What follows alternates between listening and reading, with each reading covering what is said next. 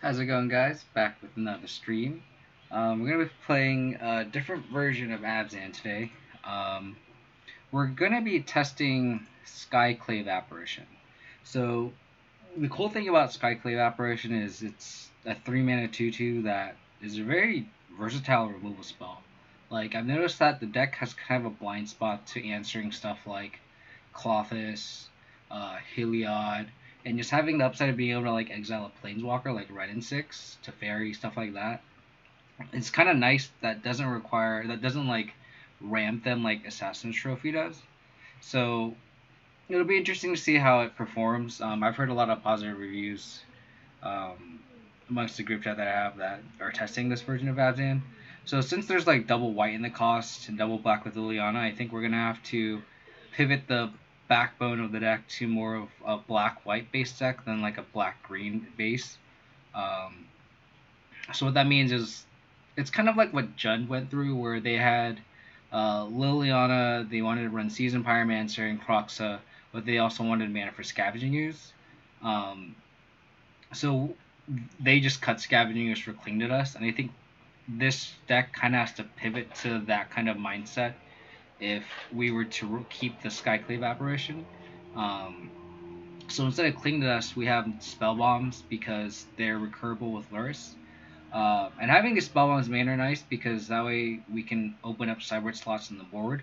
And since we are a double white base deck, we can start running stuff like Gideon in the sideboard. We'll see how that does. Um, so, in terms of just testing cards from the new set from Zendikar Rising, um, we have the only thing that really made the cut so far is Lithiform Blight. I really like Lithiform Blight against Tron, other big mana, etc., etc. Um, so I've liked it because it also just gets recovered with Lurrus. The cantrip is really, really, really nice. Um, we're keeping the one Damning Sphere in case we play against like Amulet, against stuff like Belcher. I could also see like a second Gaddock Tea against like stuff like Belcher. Um, but I think the Damning Sphere is a little bit more, what's the word? It can come in against. It's more versatile. You can board it against a lot more other decks. Um, other than that, like I kind of paid a lot of attention to the mana. Hey, I believe if I did the math right, there's at least 18 white sources for double white. There's more than enough black sources for Liliana. And then there's, I think, more weight. I think the math is like 13 black sources for turn one, Thoughtseize and Inquisition, and we have plenty of that. We're on 23 lands. We could go up to 24 if we end up cutting the Bulba Lurrus package. Um, but in my opinion, I think Lurrus is really, really powerful, and I really like it in the deck. So having that kind of synergy is working. Like I really like this Lurrus Stoneblade package in the deck. I think that's something I'm kind of firm on. So I'm just gonna add in this Skyclave Apparition. I mean, Orzhov Blade is kind of just won the challenge and it is a thing. So we're kind of essentially just taking that deck and splashing it for Tarmogoyf and Assassin's Trophy essentially. So like, if you guys have paid attention to the abs and builds that I made. Like I'm literally like I made black green splashing Stoneforge Mystic. Now I was kind of flipping them and now doing black white splashing Tarmogoyf. That being said, we do have some decent still like Gaddock Teague and Kazali Priority Mage are still great with Lurrus. Really interested to see Gideon how Gideon performs because I feel like black green doesn't really have anything that's as value heavy as Gideon because just turning out 2/2s is really nice and just being a 5/5 randomly is also pretty good too. The last slot that I kind of want to talk about is just the Sword of Lion Shadow on the sideboard. Uh, since there are a lot of like Orzhov blades, a lot more pass I believe in the meta, just having another sword that gives protection to black as well. I think Lion Shadow is kind of decently positioned too. So try to I yet to try out the third sword in the sideboard. So that's kind of also just the basics that I'm try. So we essentially have the trifecta. We have the Fire and Ice, Feast and Famine, and Lion Shadow in the sideboard. Other than that, I guess we can be on our way. I'm gonna make sure that this is the right one. Skyclave Apparition. This is the version. That's just I always like to double check. Register the right deck for the league. And I hopefully everyone else is having a good day. Let's see here.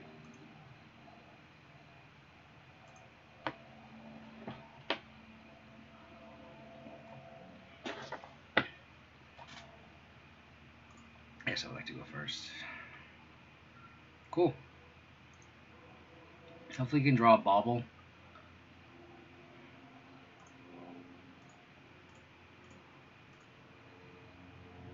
Sure against humans. Don't really care for the Skyclave Freebooter. Break the Mage is kind of annoying. I could just take this Mantistrider as the biggest threat. Because we literally need an answer for a Mantistrider. I mean, they could go Hierarch, we can go Glory if they go turn 2 Reflector Mage, that's also very, very annoying. Maybe we just take the Hierarch just to slow them down. Maybe we just have to take the Hierarch to slow them down, because if we go... If we take either the 3 drops, they go Hierarch, we go Goyf, they just... I mean, like, getting hit by 4 with a Mantistrider also just feels very bad. So maybe we just slow them down with a Noble Hierarch. And just take the Noble Hierarch, I mean. I think I just do that. They do lead on Vile, which is kind of annoying, but...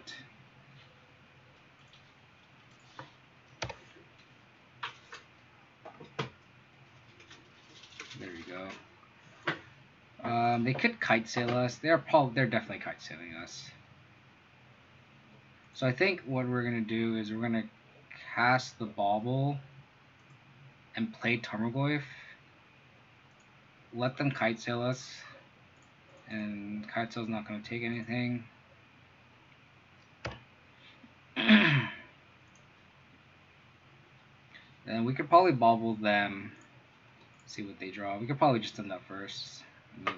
That's fine. Should probably just done that on our turn. Ziggurat. So this kite sail isn't going to do anything.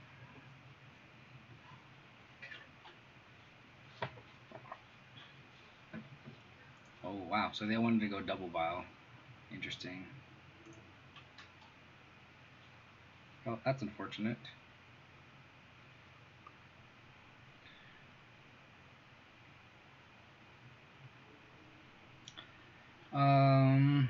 We know 3 out of 4 cards in their hand.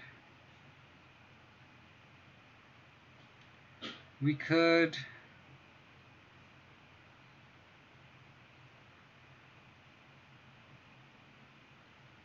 I'm pretty sure we just Lurrus Bauble them. Bauble on their upkeep.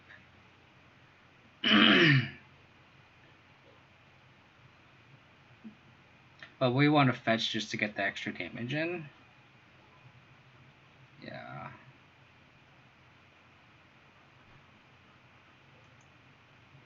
I think we're going to attack and then fetch before damage.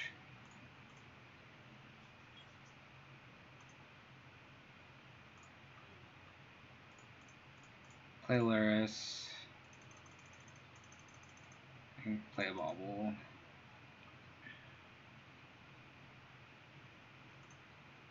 Probably upkeep Bauble them still.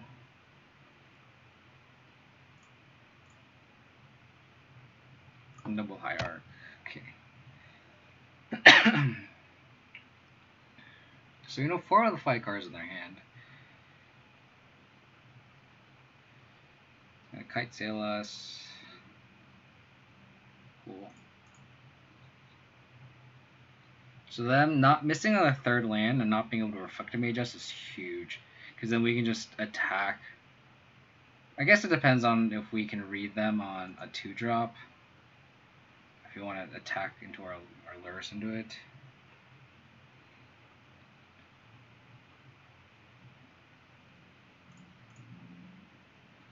Like, do we read them on Thalia? I don't think so. I guess unless they want to like ambush us.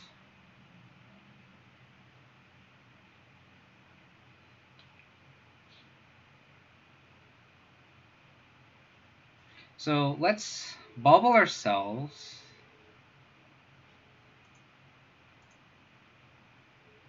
Skyclave Apparition.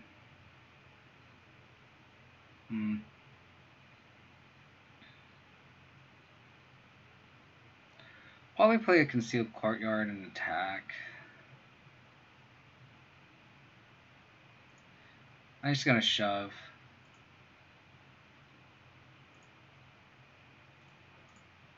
I don't think they have Thalia. Oh, they have Thalia, don't they? Oh. Oh, that's annoying.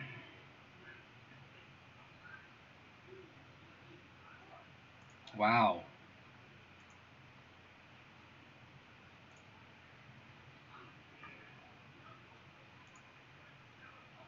That's interesting. That they didn't kill Lurrus. I guess they can reflect their magic back. That makes sense.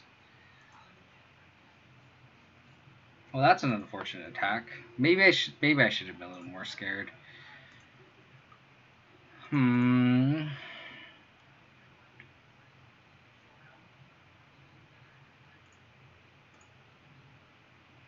Us just flooding out obviously doesn't help us either. So now they can Reflector Mage and Mantis right at us too.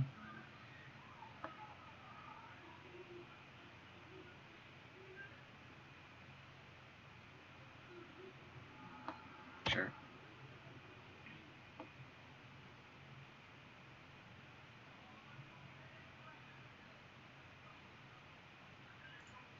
I'm assuming they're gonna have to Reflector Mage us, yeah, that's fine. We are just flooding so hard. This is ridiculous.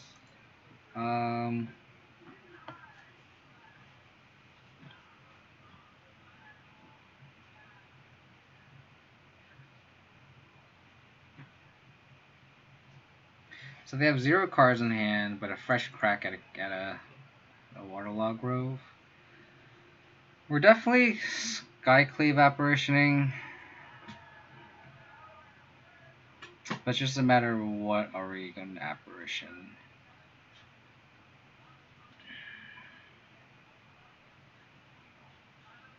I can see like just tagging the Mantis Rider. We'll take 6, and then the next turn we can go Lurrus Tarmogoyf.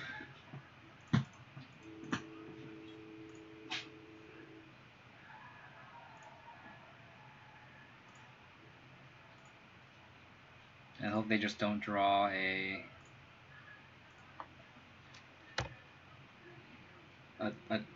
Phantasmal Image or another Reflector Mage.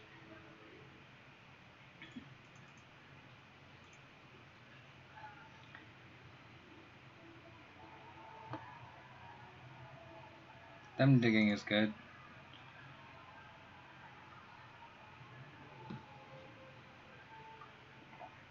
We can take a hit here.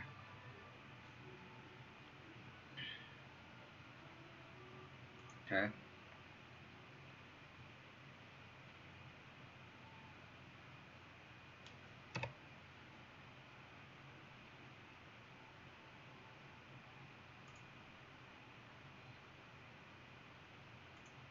Lieutenant. Yeah.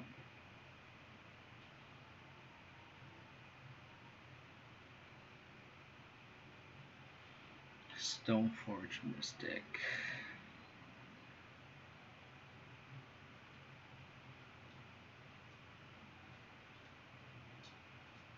I think we have to play a little bit defensively here now. Definitely don't think we can attack. I think we just go Lurrus, bring back Tarmogoyf.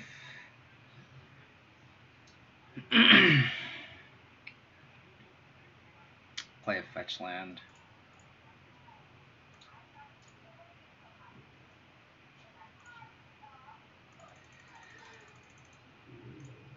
Tarmogoyf.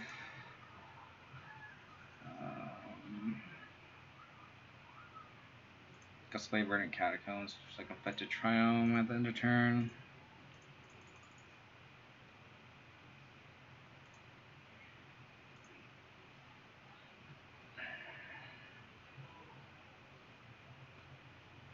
Uh-oh. Militia Bugler, that's not good.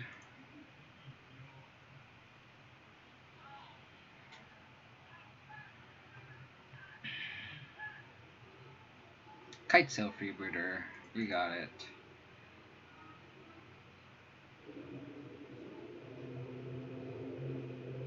Them paying here just means that they have something, I'm assuming.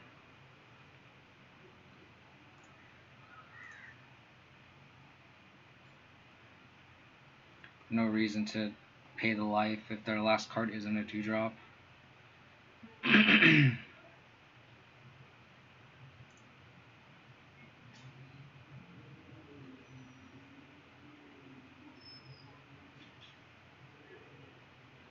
So I smell a lieutenant here.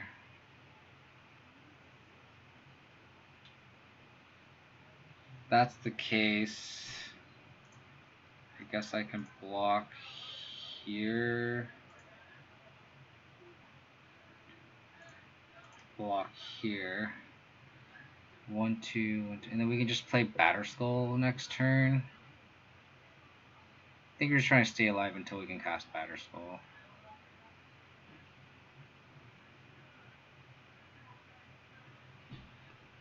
Maybe I block the Lieutenant. It's a card that can get biggest.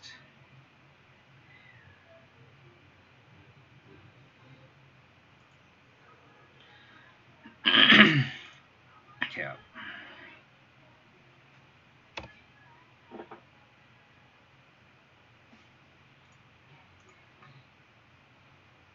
This is unfortunate.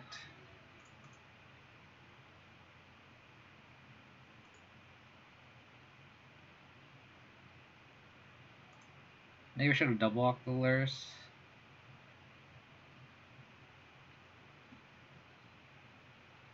I don't think there's anything that can save us here. We can bring Tarmogoyf back, cast Stoneforge Mystic, we'd still take 3, 5, 6. We're just dead. Mega yikes.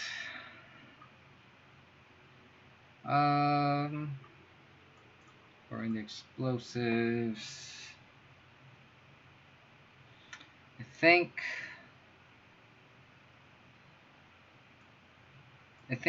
Light and Shadow is probably better than Feast and Famine. I don't think there's that many green or black, but there's a lot more, or so a lot less green and more white. Thalia's Lieutenant, Reflector Mage. The only green cards is like Noble Hierarch. Yeah, that's really the only green card. So I think Light and Shadow is just better. Attacks through Mantis Rider. I think that's an easy swap there. Spellbonds come out. I can see Kaisgal coming in as just like another removal spell, but it's kind of clunky. I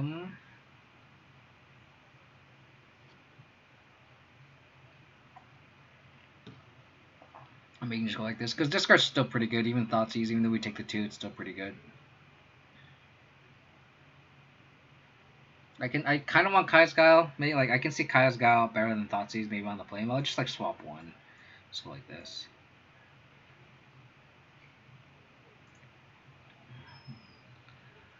I don't want more than one Kaisgal. I think though. I think it's just too clunky. Which is like making him sack and then. So we have Orzhov here. The good old Orzhov. Start. Feels weird. Feels definitely weird. You can ignore the relic, I think. I spy a few changes today. Yeah. If you want to do the hashtag deck list, Rounsley. I'm just testing out Skyclave Apparition. Meddling Mage, I think we can just ignore. I think we just take Mantis Rider, to be honest. We can, like, our hand can totally ignore Relic of Progenitus. Dismember is kind of annoying, but like, whatever. I'd rather just answer their Mantis Rider, I think. So like, if they like Meddling Mage and go exactly like Stoneforge Mystic, but even then we already cast the first one, so play with Territory. And there you have double Vial too, so like, it's not like we can do anything there. That's cool. So we have our nice. I think we just go Batterskull. They're gonna dismember. I don't know how good they are.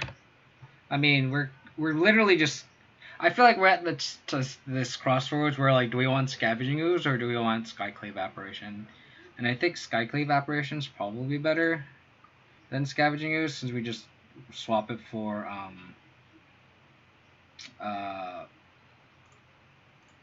what's the word, for Nihil Spellbomb, so it's just like, it's fine.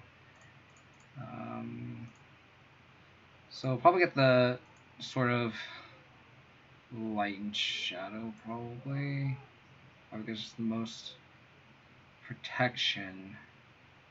But I do like Sword and Fire and Ice just to nap creatures. It does protect against I don't know how many dismembers they run. Probably just get a Sword of Fire and Ice, I think. I think it's the highest upside.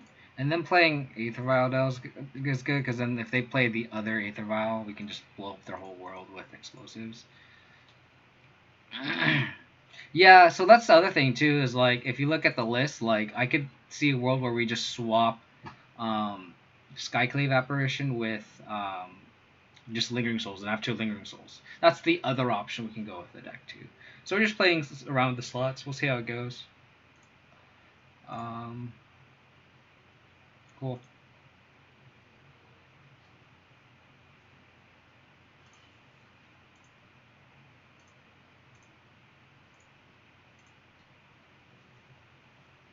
So we're at a point where, do we want to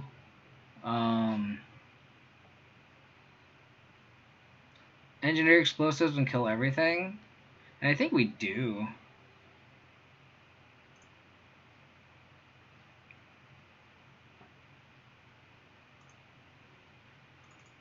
Because if they don't get any value off the relic,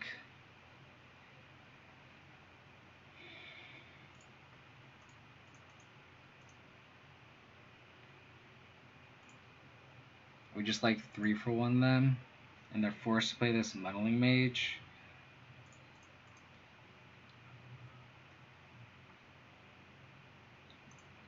Joke's on you, I got no Fatal Pushes. So then now if we top deck a Lurrus, we can recur this Engineer Explosives back, which is pretty nice. Oh no, Reflector Mage. Oh, Mantis Rider. Oh, that's fine. That is fine. Oh, did I not just play a land? I just didn't play a land, did I? Oh my god. Oh my goodness. I just didn't play a land. That's annoying. That's really, really, really annoying. I just didn't play a land last turn. Oh, man. Need to pay attention. I agree. Excuse not much for me lately. Is thinking about separation, apparition to help answer the board. I agree too, because it's like I lost against like Hylia, and then I lost against Clothis the turn, like the game before. It's kind of annoying. Bye.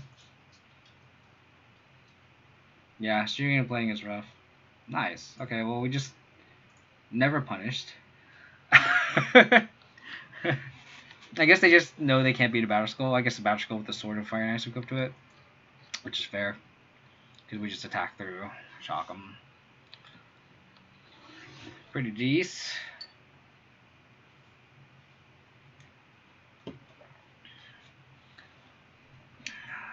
I think we still want the same configuration. I still think we want 1 Kaisergau, not 2, especially on the draw. That Thoughtseize like just was pretty good, because they top took another Mantis Rider that could have been out for them to kind of race us. But yeah, let's just get this go. I think in terms of just like a philosophical standpoint, just having things on paper, like, I think I really like the Stoneforge Mystic Lurrus package. I think that's kind of the foundation of how I want to build this deck now, just in terms of Abzan in general, just because I love Lurrus, just being able to recur things. It's like a better Bob, in my opinion. And then in contrast, like, Stoneforge Mystic is just so powerful too. Double discards these. It's just so weird having all these black-white lands. I'm just like, wait, I need a green source. I'm like, no, wait, never mind. It's not like that. So the second Inquisition's a lot worse, which is unfortunate. I might save the Inquisition later, just depending on what happens.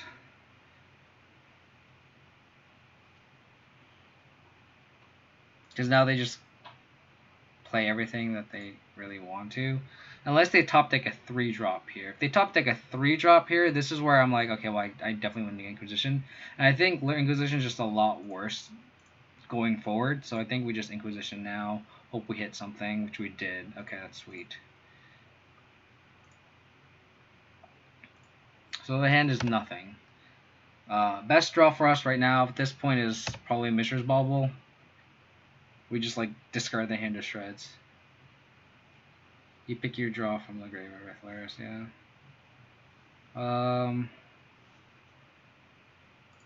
We have one unknown. I guess we just deploy the Lurrus at this point. And then just pass the turn. We need a green source for the Tarmogoyf, which is kind of annoying. Hopefully they didn't top deck a Dismember, which they did. Of course they did. Okay. It's fine. We just need a top deck a green source for Tarmogoyf. I mean, any land would be nice, just because we can also just go to Batterskull too. Noble Hierarch is fine. Mishra's Bauble.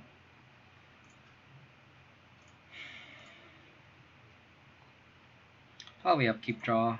Target them. No, we should just do it now. Oh, yeah, because if they have Kaizo Freebirder, they'd probably take Batterskull, and then we would just... Yeah, so we just do it now, it doesn't matter. Reflector Mage, that's annoying.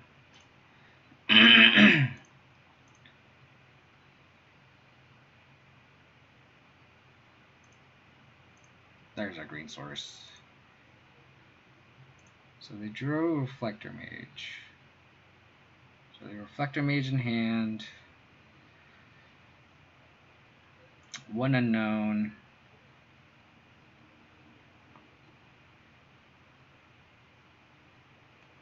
Champion Parish, nice. Okay.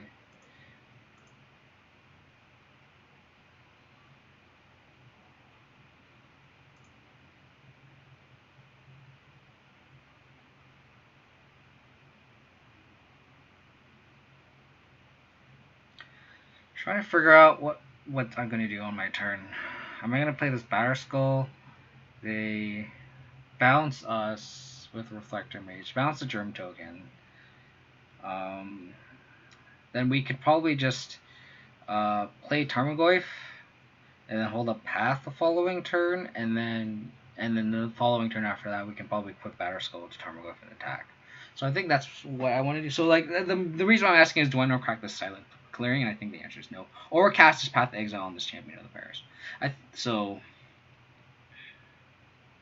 I think we can. So it's like a matter of like, do we want to save life? And we're saving kind of like 2 damage essentially, but I think maybe we want to save this Path for a bigger threat the following turn, like the turn that we do Goyf plus Path. So let's just do that. So we're gonna Reflector Mage us. 6. Is this your first run without Plague Engineer in the sideboard? I think so. I've been starting to get really underwhelmed by Plague Engineer, which is unfortunate, but what are you gonna do? It's just the meta's just wrapped around just against X1s because of Red N6 already. So, oh, just give me an Engineered Explosives, just one time. Sure.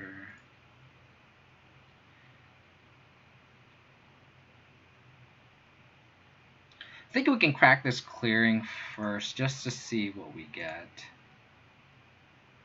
Because we already have all these lands now. Okay. So we draw a Triome. I think we play Goyf, play the clearing, or the courtyard, I mean. And then pass the turn. And the next turn we can just equip Batterskull to the Tarmogoyf and go ham. Yeah, I went down to 1-2, and it just doesn't feel necessary anymore. Like, it just isn't that great. I'm sensing this is a Thalia. So I'm gonna or a Phantasmal Image, in which case I'm going to Reflector Mage, Path this Reflector Mage now. So that they Phantasmal Image, They can't reflect a mage or Tarmogoyf. Ooh, okay. Okay. So that means this Batter Skull can start taking over the game here.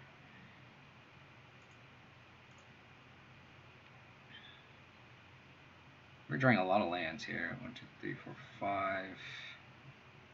So we're gonna play this Verdant Catacombs. Bluff that we have Fatal Push. Equip Tarmogoyf. We have a big boy Tarmogoyf here. Buy us a lot of time. A lot of time. Up to 23. Yeah, again, it's like, imagine what Plague Engineer does on this board. It doesn't really do anything. Like, yeah, it shrinks their board, but like, honestly, it doesn't do much. Sure. I mean, I guess it stops their champions, but like, in the grand scheme of things, I feel like it's just kind of anemic. Guess we just get an Overgrown Tomb.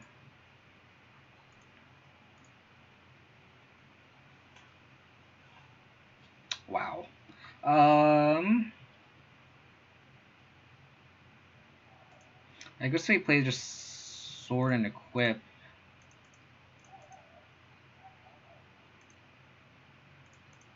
And I'm gonna Cyclist Triumph next turn. Just gain 2 more life, so we're going up to 33. This is absurd. Now it's protection from Reflector Mage now too, so this is a pretty tight spot for them to fight through. I just realized they named Engineered Explosives. They have PTSD from game 2, I bet. Okay, is this like a Mantis Rider? Yeah. Again, like, this equipment is just making our Tarmogoyf like so big. I'm gonna hold off on cracking this fetch land, because just in case I draw a Mishra's Bauble.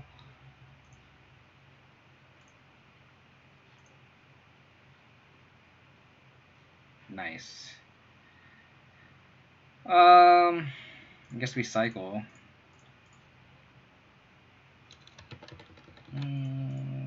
Yeah, that's actually fine. Cycle. Stoneforge Mystic.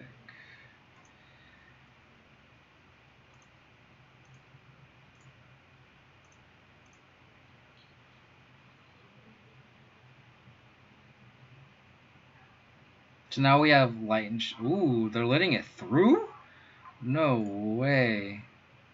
I mean, I guess we just kill that. Lurrus. So I was gonna play the Stoneforge Mystic and then just play the sword, but now we have that. Let's do this. Fatal Push. I like Fatal Push.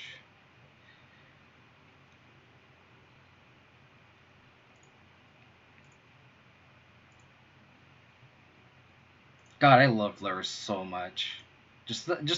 I love Mishra's Bauble too. Just knowing that information and being able to scry, I feel like I'm like playing Lurrus not the most optimal way, and it's still just so powerful too. I just feel like I'll do it, and I'll just be like, I don't think that was the best use of Lurrus that game, and it's just like, it's just so powerful anyway.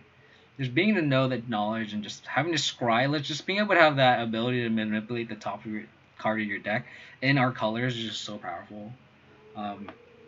So I know, like, I have a couple buddies in the Abzan group. Their names like Martin Devlin and Dan Botke. Sorry if I'm butchering his last names. But they've been helping me kind of test this Apparition build. I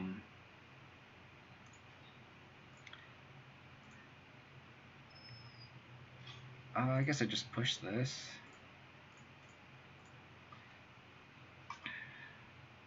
One, two, 3. And they've been like, kind of helping me kind of just navigate through it. They seem to really like it, the Apparition. So we'll see how it goes. But like, they don't have Lurrus though, and I do. I think that's just my mistake in my opinion, because this is such a good card. It's just so good. So the Bobble's not gonna do it now before Stoneforge Mystic, because it's gonna shuffle my deck anyway. So it's better to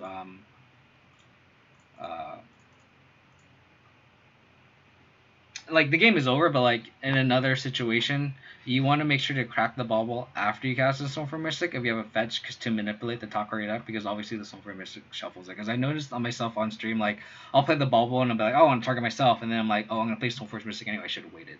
So it's just one of those things. Let me turn on the light in the room.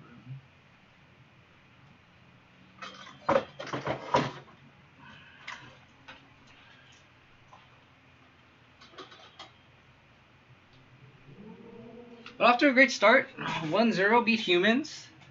Humans has also been gaining a lot of popularity recently, so it's good to beat a deck like that.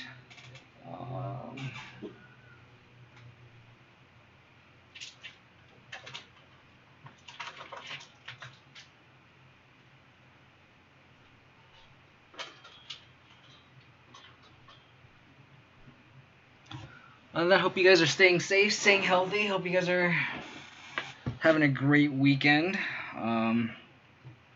Sorry, apologies again for not being able to stream.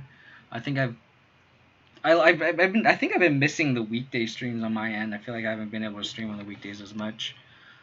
Just long day at work and then coming home. It's just like I feel like last time I streamed like on a Tuesday, I think I was so tired, but I wanted to stream anyway, and I just played so shitty, and I just felt like it just made poor content. And I think that my demeanor was also very bad, just because I was kind of tilted on how bad I was playing, just based on how tired I was. But the weekend streams, obviously, you get to sleep in a little bit, have a little bit more energy, have a little more time to focus and stuff. So, but I think I'm gonna shift my schedule for Mondays. So like, on a personal level, I've been working from home half the week. Like our company has like a team A, team B system where like you come on half the week, and the Wednesdays alternate. But I've been wanting to do a little bit more work on site, just based on the work that I have. So I've been going in on Tuesdays, and I think that's why it's tougher on my end to stream on Tuesdays or weekdays in general. But then my designated work from home days are Monday. Like I kind of shifted my schedule, so I definitely work from home on Mondays. And I think maybe I'll just stream Mondays and then like Saturdays or something, or one of the weekend days. Which I kind of wanted to like spread my stream schedule out a little bit, but I think that's just gonna have to be what my schedule is, just based on work. I guess we just go turn to Stoneforge. I think I want to just play this Triumph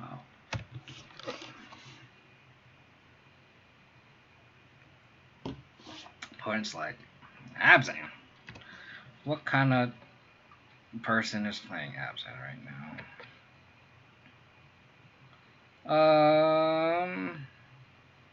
I guess we just play the Silent Clearing.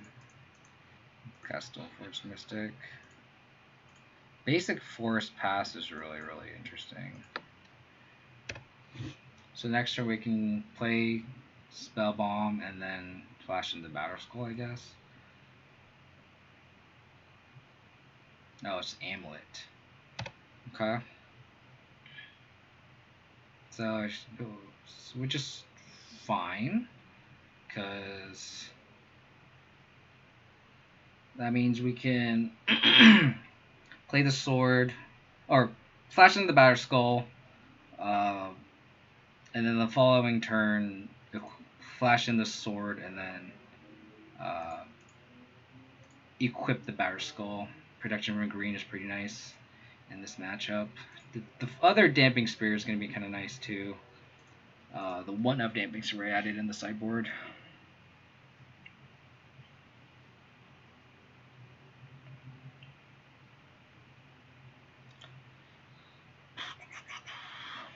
Medusa? Dryad, okay.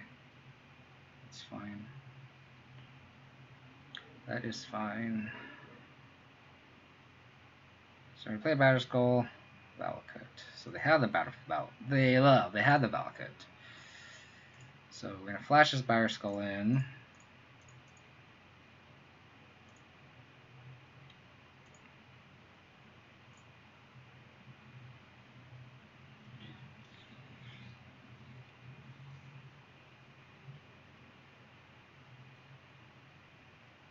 I'm trying to figure out what our plan is here. Post untap. To clarify.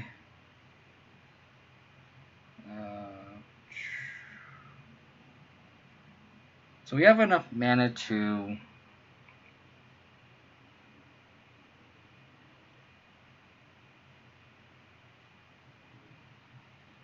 So I'm probably going to play Tormawave post untap. And then we just have enough mana to crack the Spellbomb. In which case, we're going to save a life just playing the Silent Clearing here. Let's do that. I was debating between Silent Clearing and Gala Shrine, and I think this saves us a point of life. Don't know how much that matters, but because I gotta fetch this and I gotta shock this in, but I also want to just save the fetch in case we draw a Mishra's Bauble. So just attack.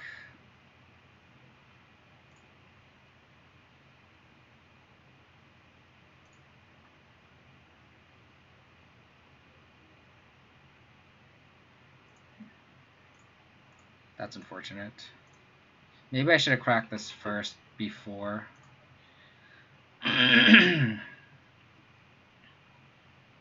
So they could Titan us here. They have untap land, untap land. Probably will Titan, but I guess they do not.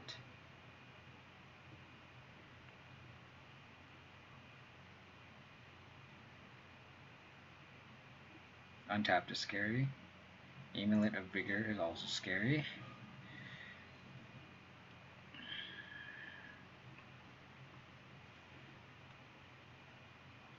I'm gonna have to hold off on cracking this Spellbomb, I guess, now. Because I didn't pop the Spellbomb immediately. So that's kind of a punt on my end. Could have had a bigger Goyf.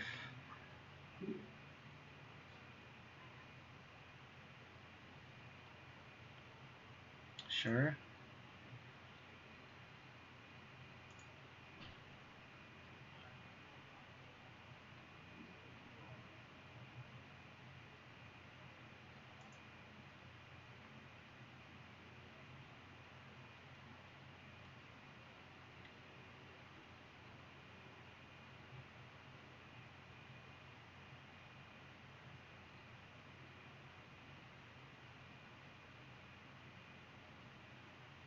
What's their last card?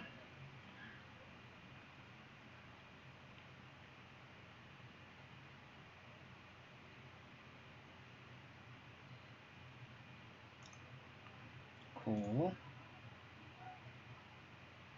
I think we need to dig for a removal spell here.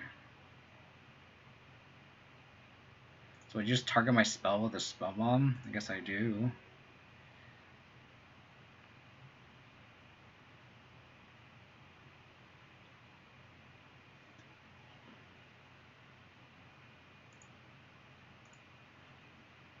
I could also just target them. They don't have to discard a card anyway. This guy got so big with the land drop too. Maybe I just cracked the Silent Clearing. I think I just cracked the Silent Clearing. And this guy becomes a 4/5.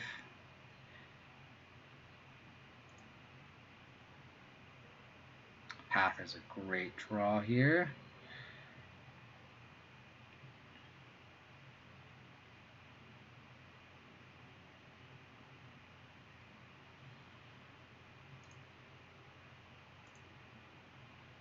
Cast the ball. I'm gonna bubble myself.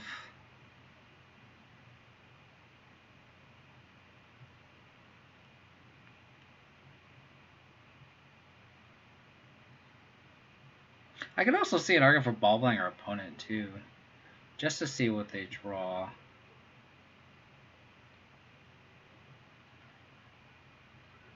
And then if I don't, if they have like a Primeval Titan or something, I'll just path it on top. If they, I think that's better because I have the ability to shuffle here. So let's attack with Goyf and Batter Skull token.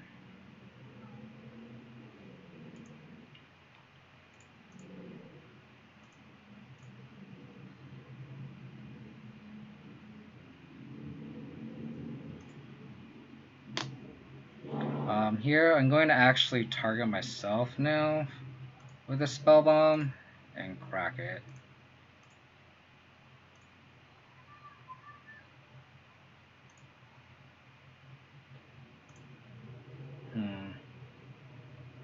Inquisition is interesting. So they have the breeding pool.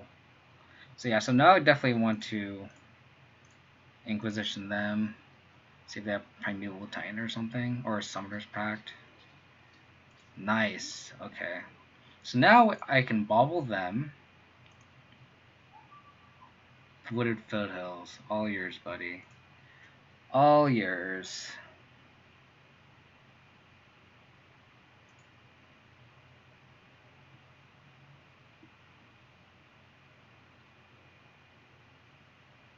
Sweet. Sweet, sweet, sweet.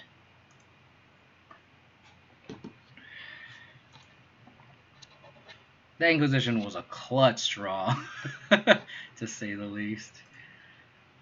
Ashiok, Damping Sphere, Pride Mage seems decent, Lithiform Blight seems decent.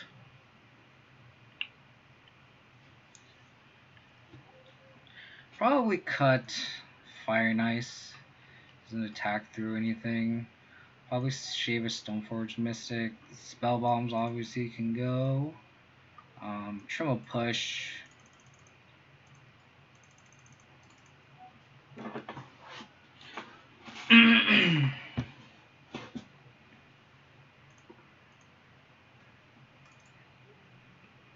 I love Lurrus. I'm just gonna throw it out there.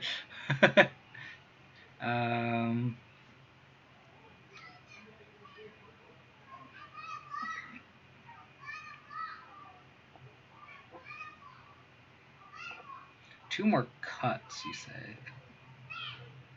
Maybe we don't want the Pride Mage? I feel like we do want the Pride Mage just to be able to bring out Lurrus.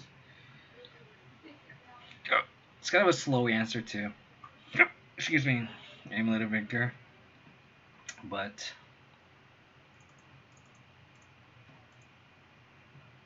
maybe we just trim another push.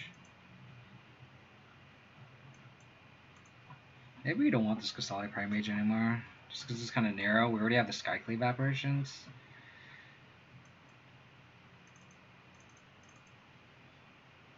Something like this. Sure. Stealing game 1 is huge, though. It's against this matchup. Stealing game 1 is absolutely fantastic. Just naturally having Sword and Feast and Famine in hand was fantastic.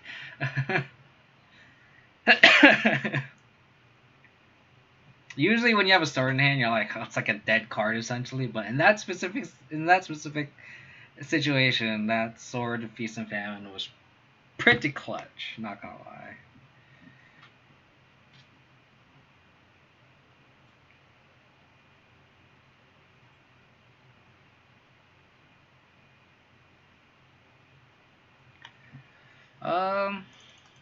Opponent is deciding if they still want to go first or not.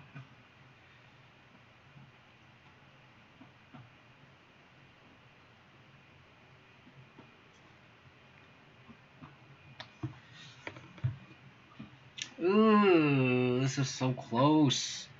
And just if I know I have lands off the top, this hand is so good. I have a redraw and on the draw. I think it's a bad matchup. We just have to get a little lucky. Have to get a little lucky here.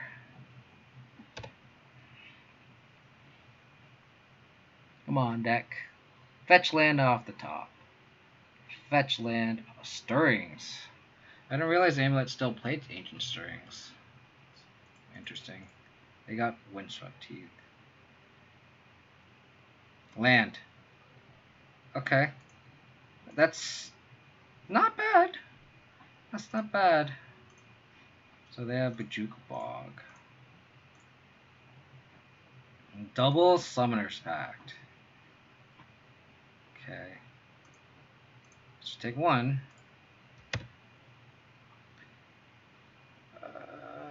Land. Okay, that's not the worst either. So they have forests in hand. Land. Okay. So we know all the cards in their hand.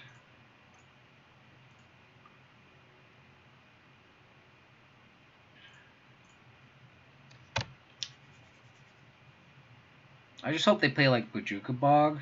God, if we had a land and then another land, we could have Ashiok. That would have been sweet. Okay, sweet.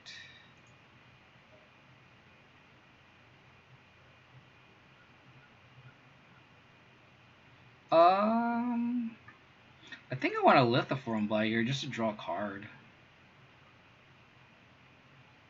They already have all the mana, essentially. How's this been so far? We're winning though. It's pretty good. We've been human, so and we won game 1 against Amulet. This is game 2 of round 2. So it's not a bad start. I think I'm gonna go Overgrown Tomb here, and I think I'm gonna play Lithoform Blight. I want to draw a card here. Yes. And now next turn we can play Ashiok. Hopefully they don't play the Windswept Heath. Hopefully they just play Vesuva or something.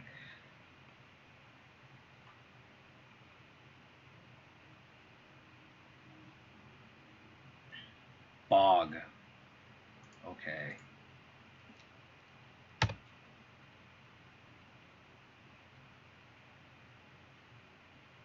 So now we just play Ashiok here. Shut off their fetch land.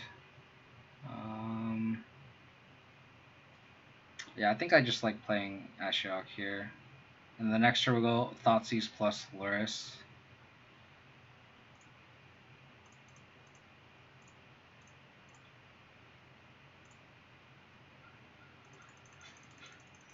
Apparition's been okay.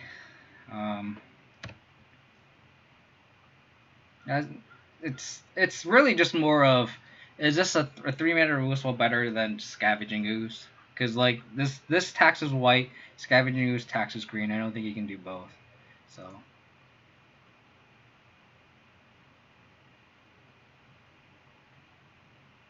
giant. Karn the Great Creator. That is not good. So now we can Thoughtseize and Skyclave Apparition. So Apparition's kind of coming in clutch right now.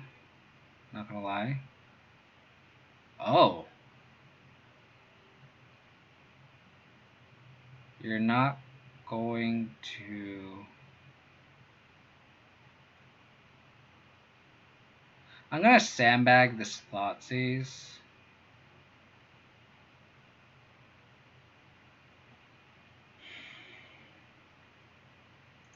And I'm gonna Skyclave Apparition the Karn.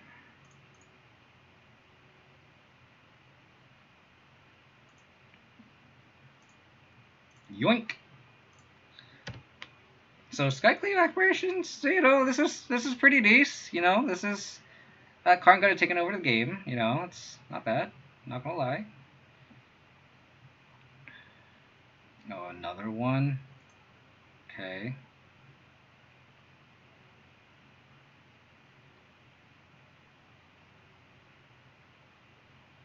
So we can Thoughtseize away the card that our opponent ends up fetching for. We can attack this card down to 1 if they do end up fetching for whatever.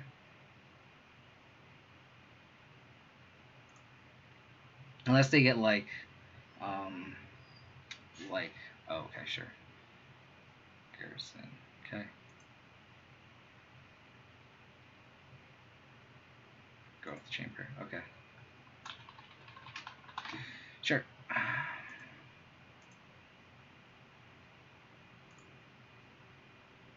I'm gonna fetch a Triome here.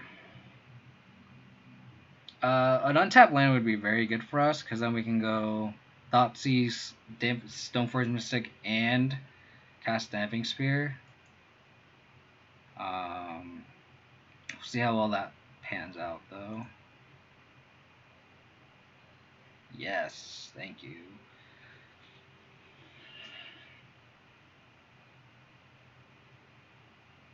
Yeah, so I think we Thoughtseize first. Just get out of the way. Cast Stoneforge Mystic, cast Damping Spear, attack Karn down.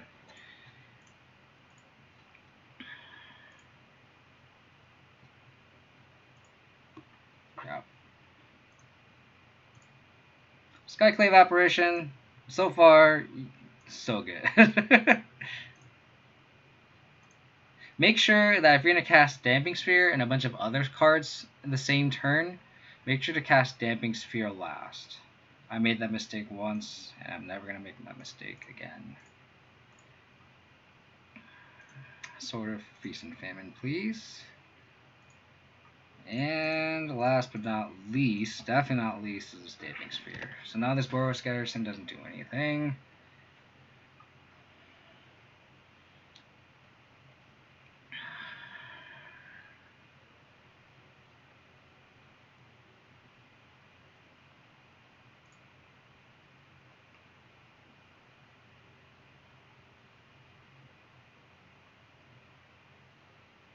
I'm tempted to just cast the Sword of Feast and Famine and equip the Stoneforge Mystic. Attack down. The Suba. Copying the Triumph, cute. Cute.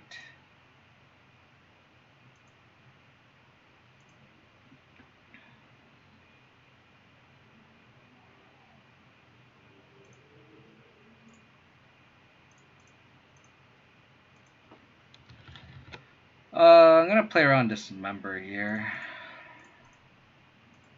I'm gonna cast a sword. I'm gonna equip the Stoneforge Mystic here.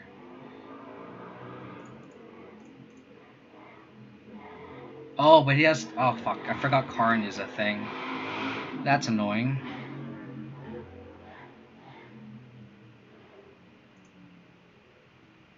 That's really annoying.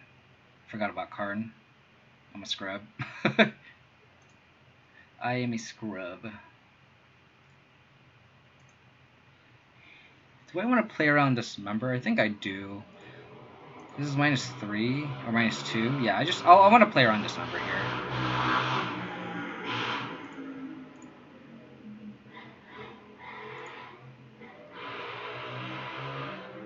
Okay. And I'll probably just cast this Lurrus. Just to have... Just to be a little bit more mana efficient. I only have... I have 2 green sources, so I'll just get a Plains.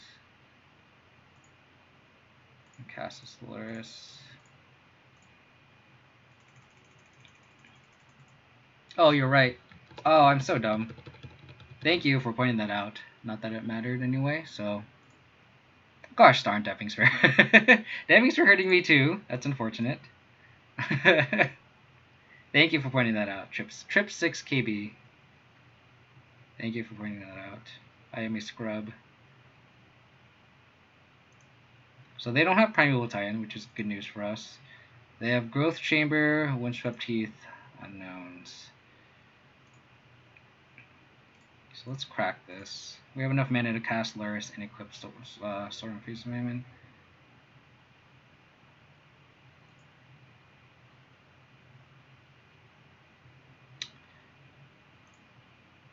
That saves us some time. We're not going to be able to cast Lurrus pre-combat because of Damping Sphere.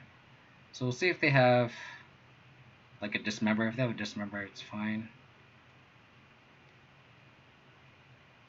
Nice. So this Ashiok is doing a ton of work.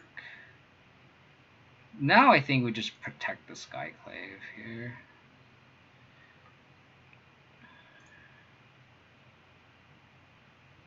And then what's going to be great is we're going to be able to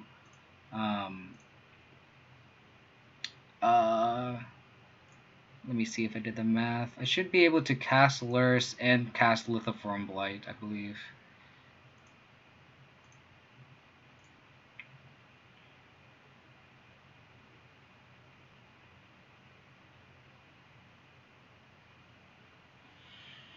In which case, I'll just ooh, they discard the bounce land. Okay. Cast Lurrus. Oh, I can't pass the Lithiform Blight. Oh well. At this point, I think I do want to protect the Lurrus now. I'll just equip it here. Since the 2/2 illusion that they would get from the Skyclave Apparition isn't worth the extra card I get from the Lithiform Blight.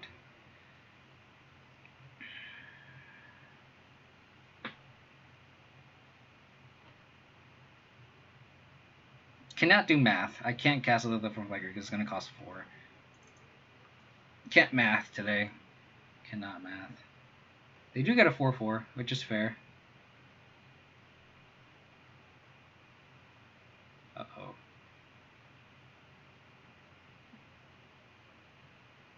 Is this another Karn?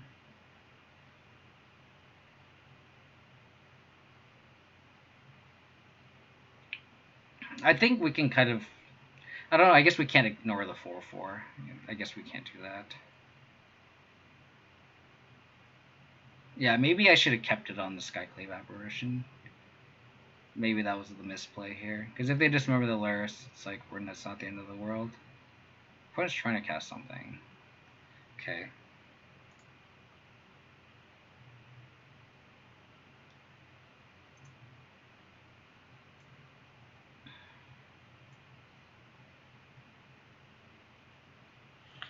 They can cast something that costs 2.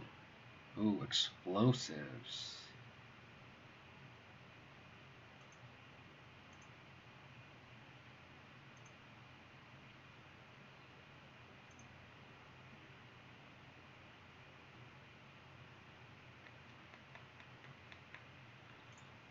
Guess we cast this Lithiform Blight.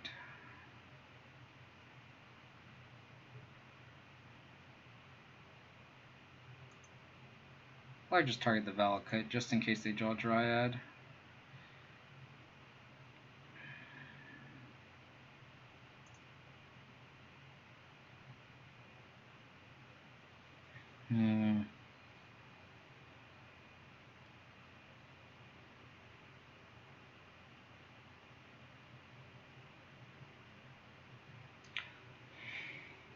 I don't think I want to play out the Skyclave Apparition because it can just eat you for 3. I think we just hold back.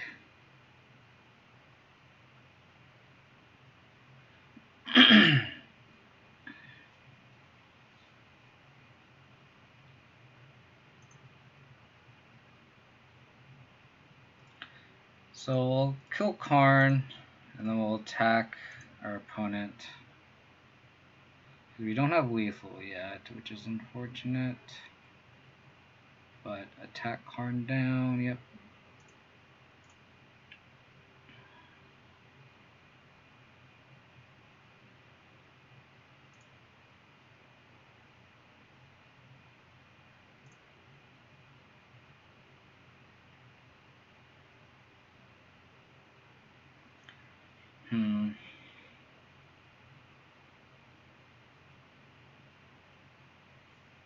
So it bits the Windswept Teeth. So now I think we just pass the turn. I could probably mill them. It shrinks our Goyf. Do we get any benefit from milling them? I think the answer is no.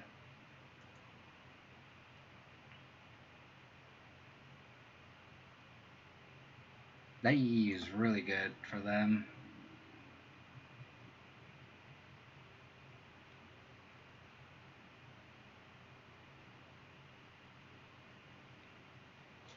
Because now they can kill our Apparition. They got a 4/4. Sure.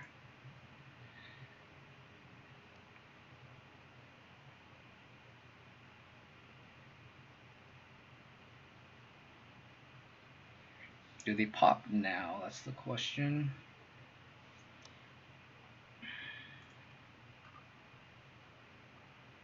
This is a close game. A lot closer than I was hoping it would be, but we got stuck on my land for a couple turns.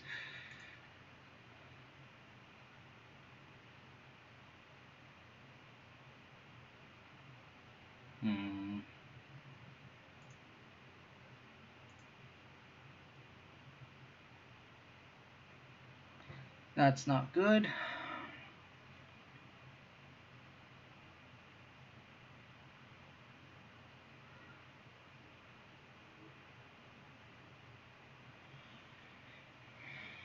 I think we just attack with not Stoneforge Mystic.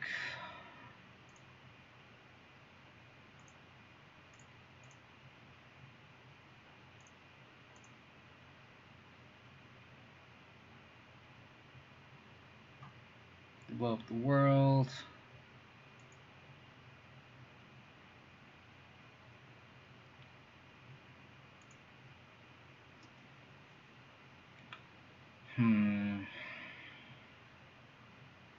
Trying to figure out if I want to just exile the token with this, since we have trophy already. I think we just have to.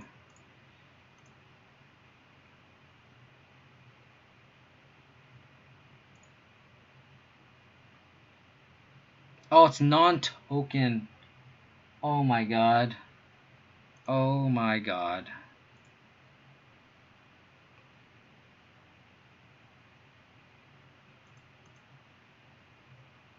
I need to read the card.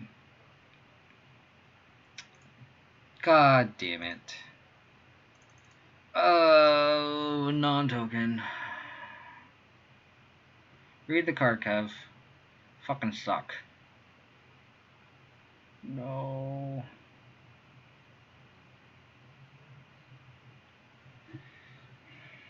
Damn. Is this right? If this is Primeval Titan, we're kind of fucked anyway. I guess not really. I mean, they'd have Field of the Dead stuff, but like we can't beat a Field of the Dead at this point. Well, now we know. Now we know.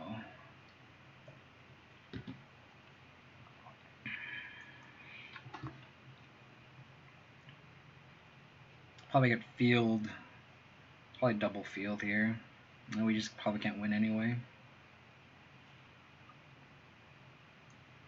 I probably should have trophied this in response to this. Yeah.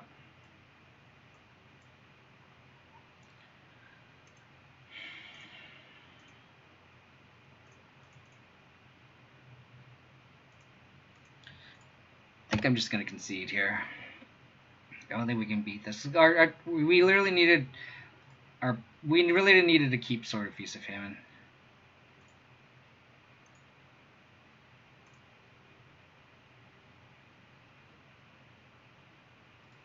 Too slow. Yep. Too slow. Gosh darn it.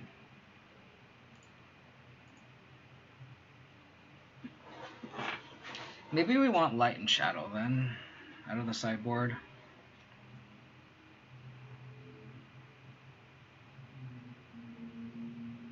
I don't know, hard to say.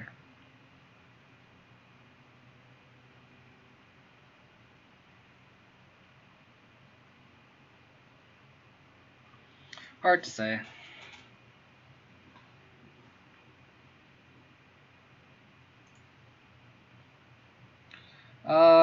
This hand doesn't beat Amulet. This hand doesn't either, but if we sandbag that Skyclave Apparition, we could have exiled the Titan, they'd have a bunch of zombies, and then I guess we could trophy the field. But then I think we just lose to the 4 for Illusion. I think that's what sucks. I'm gonna bottom the Forest here. We're gonna need double white just in case. Pull Mulligan to 6. Also.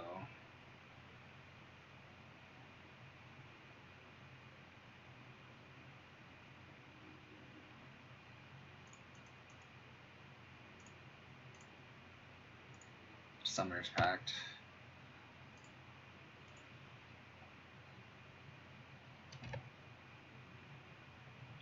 fetch land, eh? No.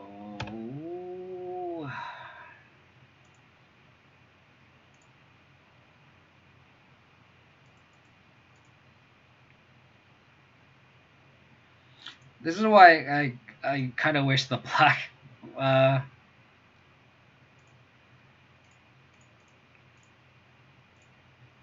the black Lithoform Flight was Cleansing Wildfire. Being able to just destroy land is just so much better. Just unfortunate. Explore, it's fine.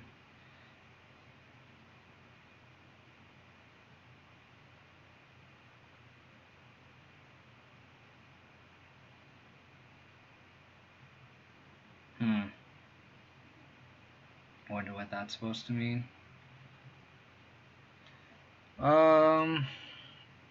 2/3. Guess we Inquisition then, off chance that they have Summoner's Pact. We do have Summoner's Pact.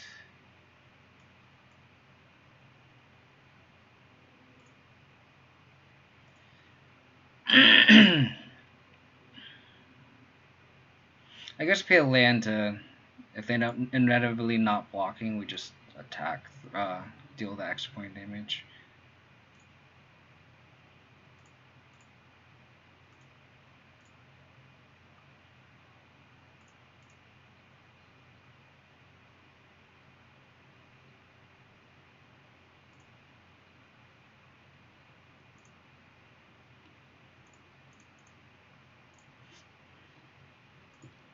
Maybe I should have gotten Overgrown Galdish Shrine here, so I could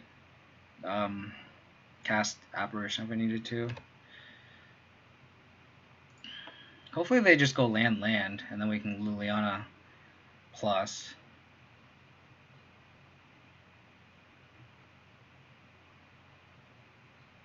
Okay. They did not go. They did not. They're missing land drops here. So I'm gonna attack.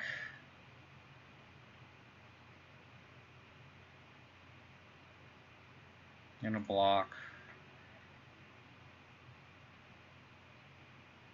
Dismember. Sure.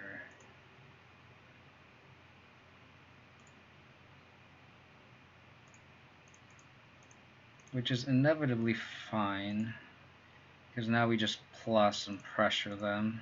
Discard the Courtyard. Don't be Beloth. Nice. So now Liliana's putting him in a squeeze. And now Liliana can plus. What they really need to draw is a bounce land. So they can keep a land in hand to discard a Liliana and then cast Primotine. Sweet. That's a good sign for us.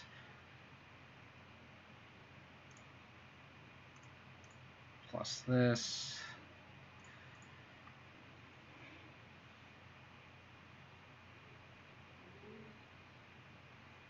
Don't think. I guess we can just practice clearing. Just to see what it. I don't think it changes any of our attacks. Yeah.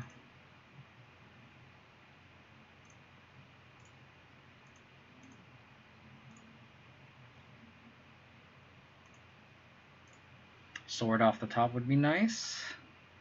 Ooh.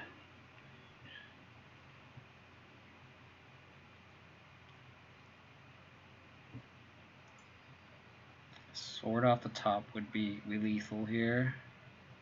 Valakut. So Liliana off the top is also lethal. Let's fetch a Triumph here. Come on, something. That's nothing. So I'm gonna go to 1.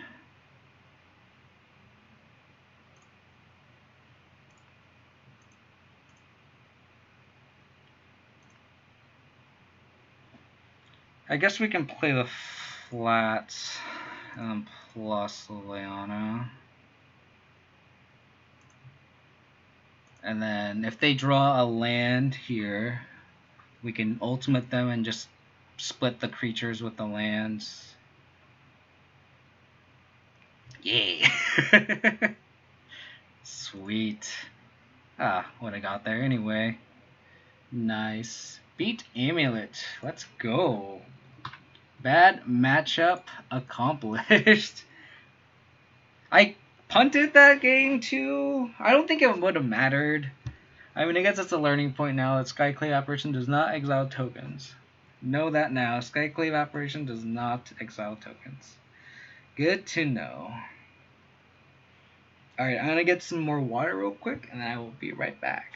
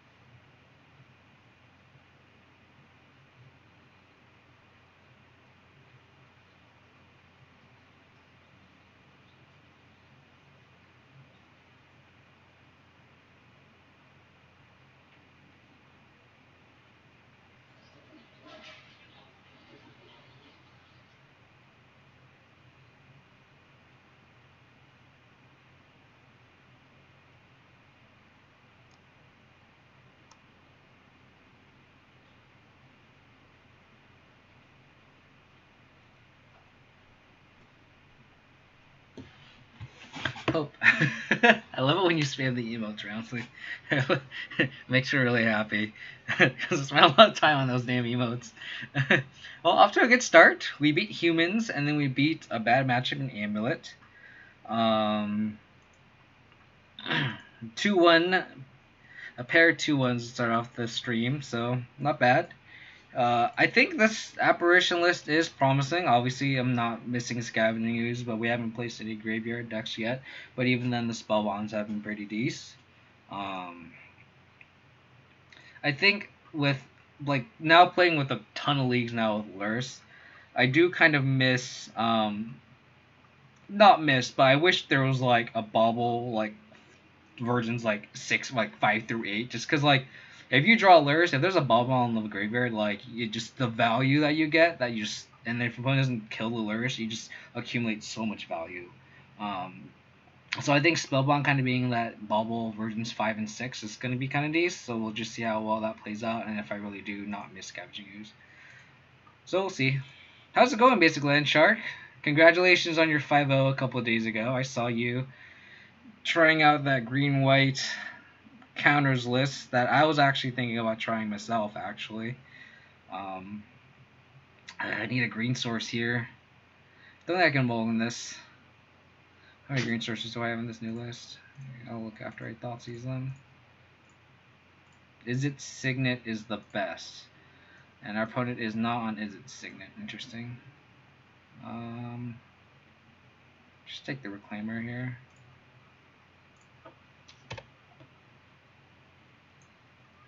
How many green sources do we have? 1, 2, 3, 4, 5, 6, 7, 8, 9, 10, 11, 12, 13. So we have the bare minimum to... oh man. We're at the bare minimum. Maybe I need another green source here. We're having a lot of hands where we just are kind of blocking. Ooh, I do not want to ball one of a fetch land in play. we'll just do that. Hopefully they don't draw Thalia. I'll keep them. I guess it doesn't matter now. I'll do it now, just in case I draw like a fatal push or something. I want to push something that is not going to happen. Okay, so we draw a green source. I'll probably explore here. Blackstones. Explore. Polypay Field of the Dead. Yeah.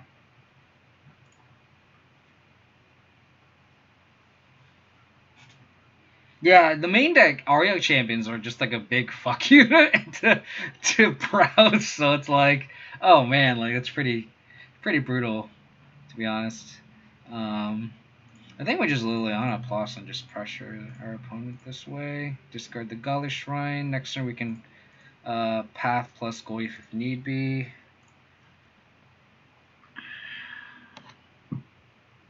Discard the Path. Does it mean they have another one? Maybe. I don't know. We'll see how it goes.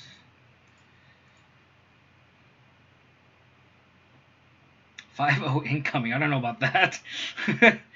I don't know about that.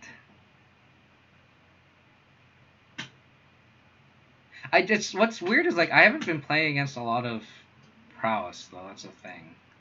So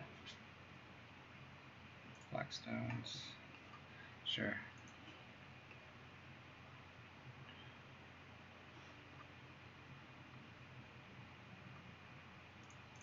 Red, huh?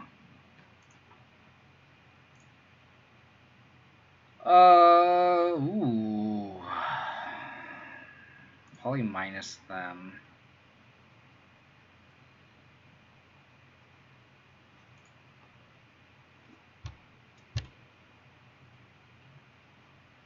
Probably, I don't think I can plus this Liliana yet. So let's, I think I want to just Lurrus Bobble. So I definitely want to make them sack. Let's start with that first. Let's just make them sack. Because I don't want this card to, because like this card already stops Lurrus. I kind of think they have Path. In which case, do I care?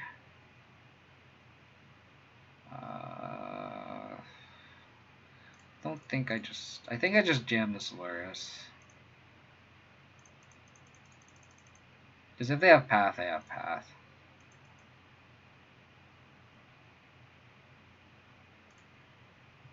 Say no.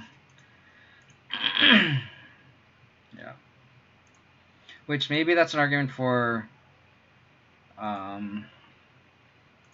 playing the Goy first. Maybe. Because this Lurrus can just steamroll too, but like this Goy also just wins the game. Them just drawing Flagstones, like not being able to go up to 7 edge of this field is pretty good too.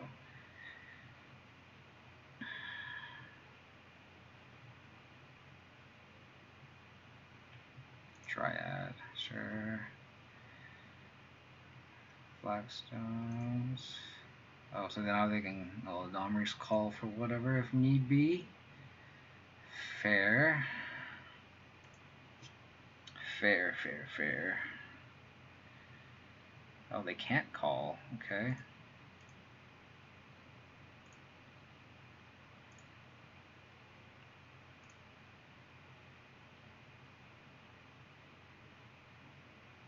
Apparition's great.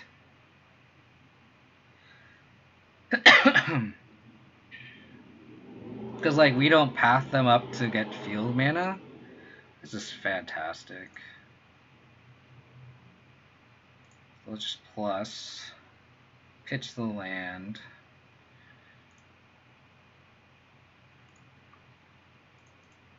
It's pretty good. Pretty good, pretty good. I appreciate the kind words, basically, Landshark. Really, really appreciate it.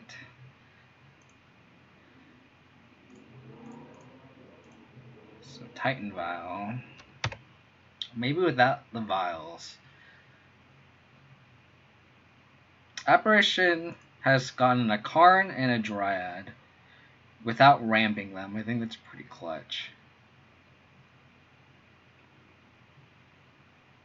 Overgrown too. Okay. So they're another land away from field.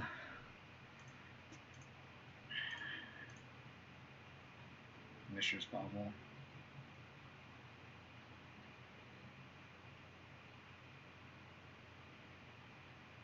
Yeah. Hey, John, how's it going? Tell Lemon Sandy I said hi.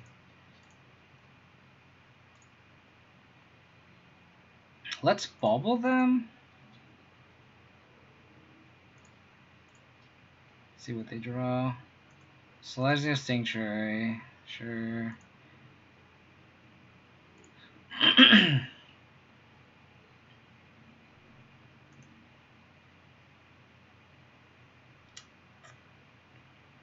Didn't want to plus the Liliana, to be honest.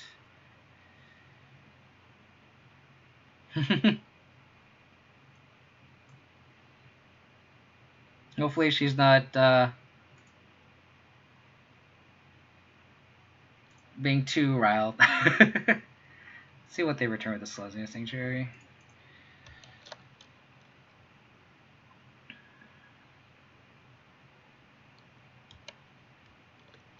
Snow-covered plains.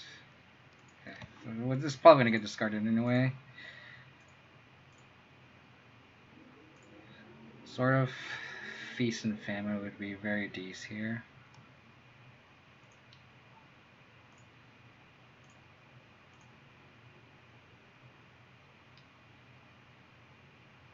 Okay. Let's attack with just the Goyf.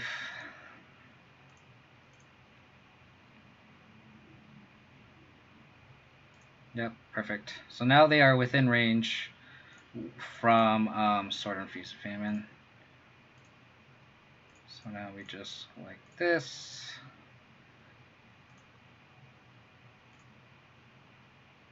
Sword of Feast and Famine.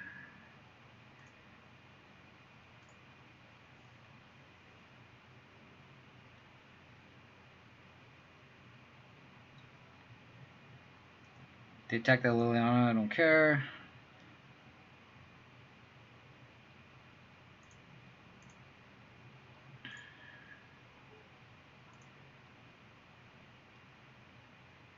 Sweet.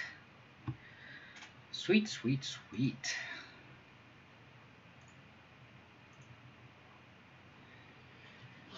Alrighty, Titan Vial.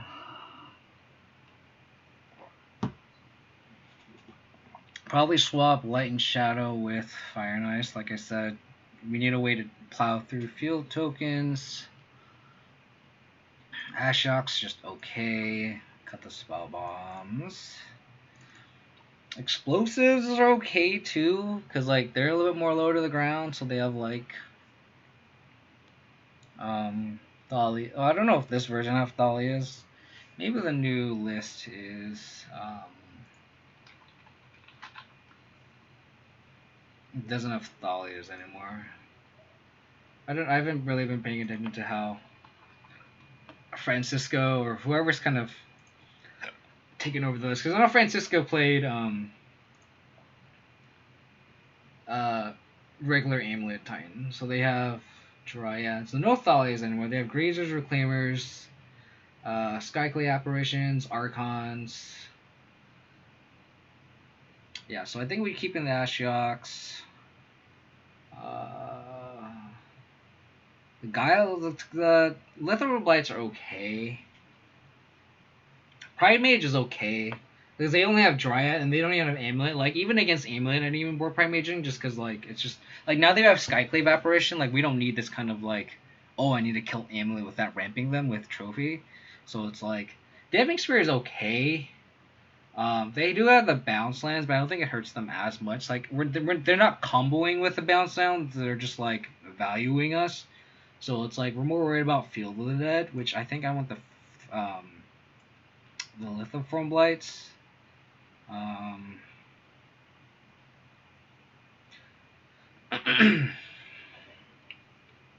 And I kind of want to just cut the path, maybe, just because like it ramps them with Field of the Dead.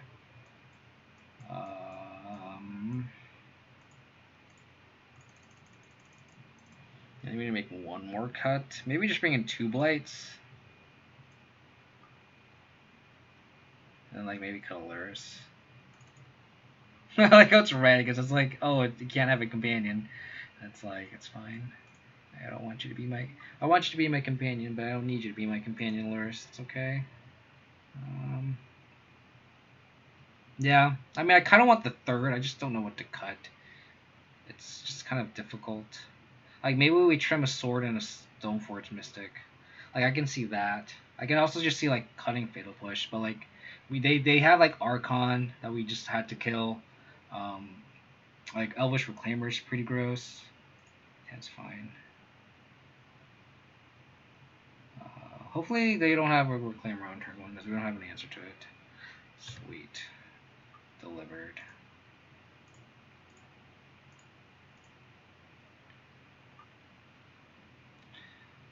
Reclamation Sage, Elder Gargaroth.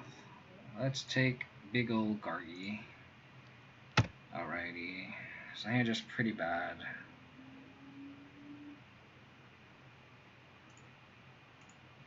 Hand is pretty bad. But that just means they're going to draw really well and absolutely destroy us. Hopefully we draw a bubble here and then we can... or not, or we can just draw more lands. This is kind of unfortunate. Hopefully they just play like a Rex Sage just to pressure, but I doubt they'll do that. Hopefully they play a Reclaimer, we can just Lily them. Yeah. Which is why Liliana's kind of clutch here. Because now we can just pressure their hand. Oh, ho, ho, ho, ho, ho, ho, ho. Yes.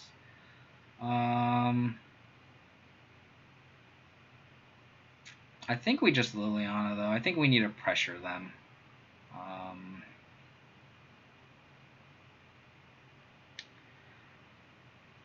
Yeah, I think we just need to pressure them. I'm just trying to figure out what land to fetch. Like this is a new deck, and my instinct is like grab basic forages or scavenging ooze, but it's like I think I just fetch basic swamp with Verdant Catacombs, Liliana plus discard the Windswept Heath. Yeah. Yes, I agree with you. It's just a matter. There's also a line of like, just do I want to play Ashiok, just like shut off fetch lands for our opponent too? But I think getting this Liliana and pressuring their hand is where we want to be here. Because in that way, the quicker we get to the ultimate, the quicker we can pressure the field with that too. Because we need a. It's like they can get to 7 and make a zombie token. That's fine, but then we need to be able to pressure them too, right? So. They don't cast Reclamation Sage. Interesting.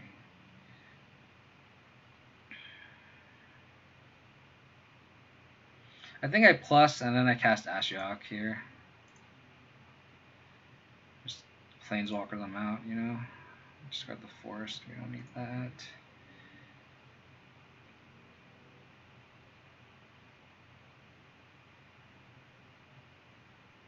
Discard the Reclamation Sage. Beautiful.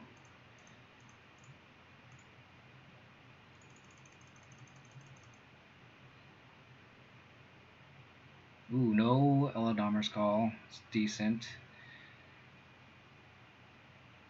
I think I play the Clearing here, just in case we want to. Discard the land. What is in their hand? Is it another Gargaroth? Another Gargaroth would be very bad. Nice fetch land. Nice fetch land. Ooh, this was what I kind of feared, is drawing this on an empty board. I think I'm just gonna plus discard the Marsh Flats, cast the Lurrus.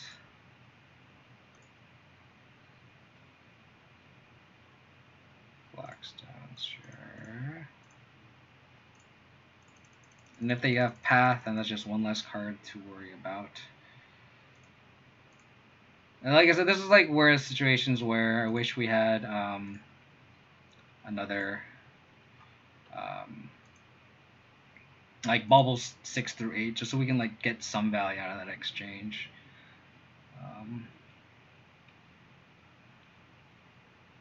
Yeah, can't beat it on ultimate, huh? We would have just plus discard this, crack this, draw a sword. So we play the sword. Maybe they'll cast something. We just play Goy Fix Flip it. Alright, so we're pretty good in that situation. And then we have this backup apparition to remove them. This is a good combo here. This is a good combo. 3-0. Let's go. Well, this isn't exactly Primeval Amulet Titan. This is just like, it's essentially just like green-white value town. Literally. Like, you can't think of it as an amulet deck just because it has bounce lands, Primeval Titan, and like Dryad. You have to think of it as just like a mid-range deck with Valakut and Field of the Dead that just goes over the top with mid-range. Like, because like Amulet's like a very combo. Like, I would classify Amulet Titan as a combo deck. And it's like, it's kind of like Storm where you want to slow them down, and that's what Damping Sphere does. But against this deck, this is a very more mid-range attrition-y deck where they try to go over the top with us. So that's why I don't think Damping Sphere is good, because in a mid-range kind of style matchup, you want your cards to do something. And even then, like Ashak, I'm a little hesitant because it's like it doesn't really affect the board in a mid-range style matchup. But then they just have so many tutor effects with like Elvish Reclaimer, Eldarmer's Call, obviously Primeval Titan, and then they have actual natural fetches where like this can actually nullify a lot of their cards. So I think like Ashok kind of like barely crosses the line for me for bringing it in against Amulet or against Titan or whatever you want to call this. This is like, it's not even Titan Vial anymore because like they don't have Amulet. They didn't have Aether Vial. So it's like, I don't know what to really call this deck. I just call it like Francisco's like green white Titan Vial without Vial. Whatever, like green white Titan, yeah, I think that's a good name for it. Like just green white Titan, yeah, whatever this pile is. So yeah, that's kind of the plan here. Surgical is good versus Amulet, Titan bad versus this last deck. I don't know if Surgical is that great against Amulet though. I think it depends on what deck you're playing. Because like I wouldn't board in Surgical as Abzan against Titan, because like for you to be able to like the deck now has just so many angles. I think before Titan Town, I think I'm gonna start calling it Titan Town. Like that's a good name, John. I like that. I like that a lot. But like against Amulet, it's like before Dryad was printed, I would say Surgical maybe has a shot because it's so heavily leaning on Primal Titan resolving. And if you can Thoughtseize or like just discard the Titan and Surgical it, you essentially win the game. This like now Amulet Titan doesn't need Primal Titan to win anymore. Like they just have Dryad, Valakut, or Field of the Dead and just ramp into it and make a bunch of zombies, and we can't beat either of those plans. So we just have to kind of go under them. So surgicaling a Titan or surgicaling a Valakut or surgicaling a Field of the Dead isn't going to win you the game because they have too many win cons. When like I feel like surgical is only good, obviously against Dredge because it's free yard hate. But it's only good against like a combo deck if there's only one win con, which is why it's kind of iffy against like Storm. Like you board it in just because it can hit Past and Flames, but just because you surgical something doesn't mean it's game over. You have to combo with something else. And I think, and like the backup plan of like Storm was like Empty the Warrens, or like the backup plan is like Grape Shot, which obviously wins the game. But like Amulet Titan, like their backup plan is a very good win con. Like their Dryad Valakut plan or their Fielded plan is very very good. So it's like I just don't like surgical against the current version of Amulet. So good talking points though. Like I just feel like surgical has been up and down in like effectiveness because of those reasons where I feel like these kind of decks rely on multiple game plans. Because even like Belcher, right? Like I've seen like those graveyard based Belcher decks where they have Goblin Char Belcher, and you're like, sweet, I'm gonna like Thoughtseize it and surgical it. And then they just have like the Undercity Informant or that card that just mills their whole library into their graveyard and then just bring back a bunch of prize amalgams and and whatever the 3/1 zombie that comes back when you resolve a creeping chill. Like then you just do that. So it's like you again. I guess again, like since that deck is yard based, like you can probably bring in a surgical and like surgical of keeping chills. But that being said, it's just like not. It's just not a reliable game plan. Let's just put it that way. In the current state of modern, if that makes sense. As unfortunate as because I love surgical extraction. I think surgical extraction is a great card. Opponent say good luck. I say thank you, you too. We have a Thoughtseize into turn 2 Stormforce Mystics. We can't cast this Assassin's Trophy, that's kind of awkward, but opponent also mulling to 6. That's great. I think I'm playing against this opponent. This usually rings a bell. Opponent mulling to 5. Hopefully we're not against Burn. If we're against Burn, it's going to be kind of awkward. But we shall see. Let's bobble them.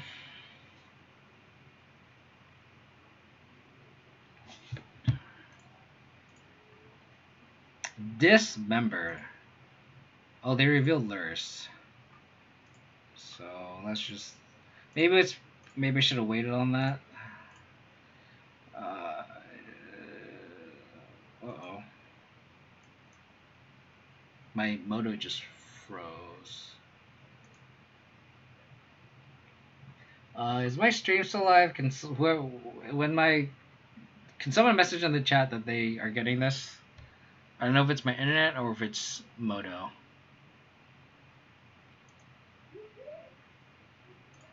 Moto is dying. My internet seems fine. Yeah, my internet is fine. Stream is live, so it's my moto. I guess moto doesn't like me thought seizing our opponent here. Nice. Nice.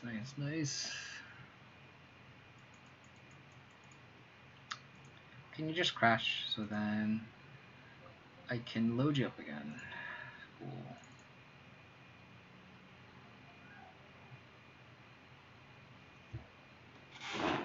Cool. Cool.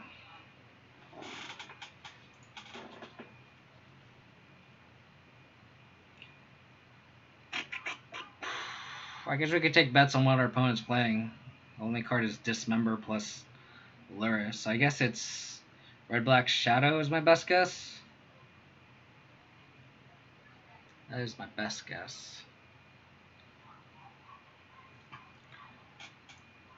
Oh boy, why do you have to do this?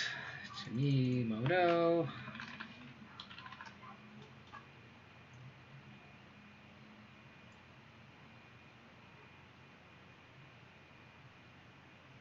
I just want to Thoughtseize my opponent in peace. Is that too much to ask?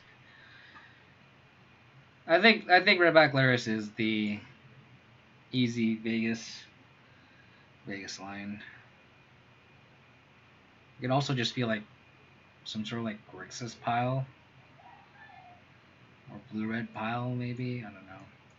Oh my goodness.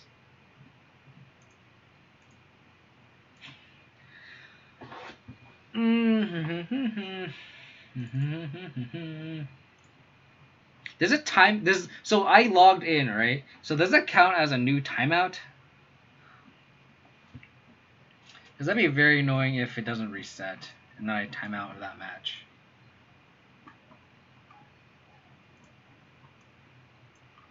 Oh my goodness. Computer, stop doing that.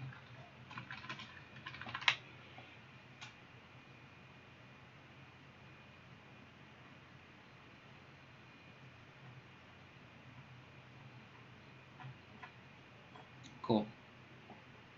Thank you, Moto, for behaving.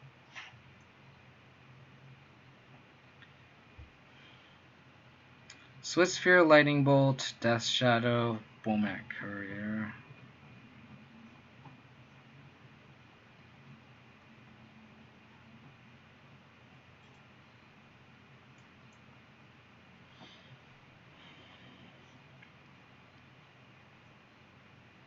Oh my god.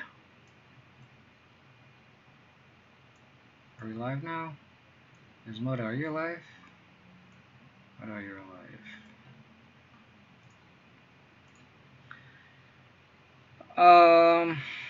Okay.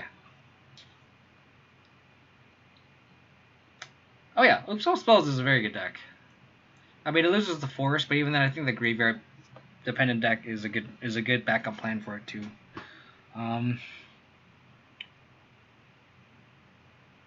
We know they have Dismember in hand, so we just take the Shadow here.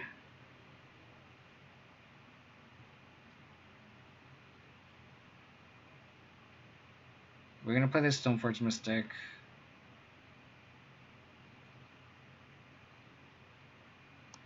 We could also see a world where we just take Lightning Bolt.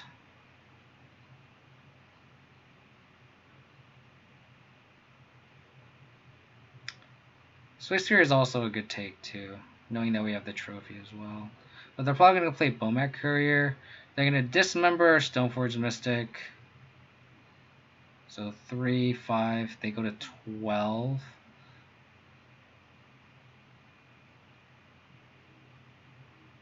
I'm debating between Death Shadow and Lightning Bolt, honestly. Because they're going to cast Bomat Courier on turn 1. That's what they're going to do. They're not going to cast a Swiss Sphere on turn 1. So then from there, do we want to... They're going to draw Dismember. We're going to play Stoneforge Mystic. They're going to take they're going to Dismember / Bolt our Stoneforge Mystic. So we need their second Stoneforge Mystic to resolve, which is why I kind of like taking the Lightning Bolt here. But that being said, like, I think later on in the game they're gonna Dismember and be able to fetch. So they take 3 + 4, that's 7. So any other fetch land and their Death Shadow's online. Which again we can just trophy. So I think I take the Lightning Bolt here. Because we need one of these two Stoneforge Mystics to stay on the board.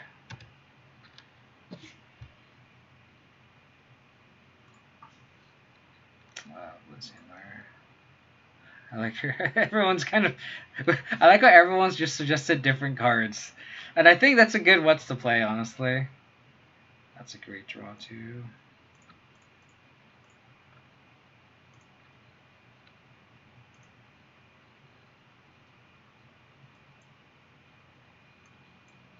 Good Ash Skull.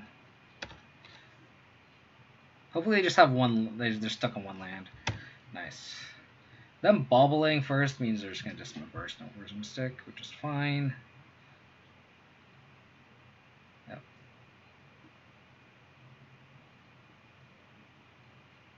So now here, this is why I took the Bolt here, because like now this line of them being stuck on one land, like they're kind of incentivized to take this, to kill the Stoneforge Mystic again. Yeah, but if they're discarding cards to their Bomat Courier, that's fine too. Because they have Swiss Sphere and Death Shadow. So it's like if they're going to tap out, then we can just Skyclave it and we're fine.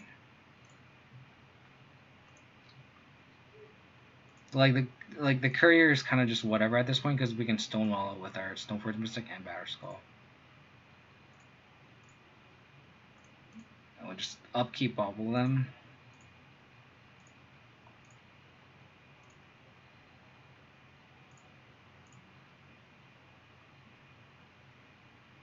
Scourge.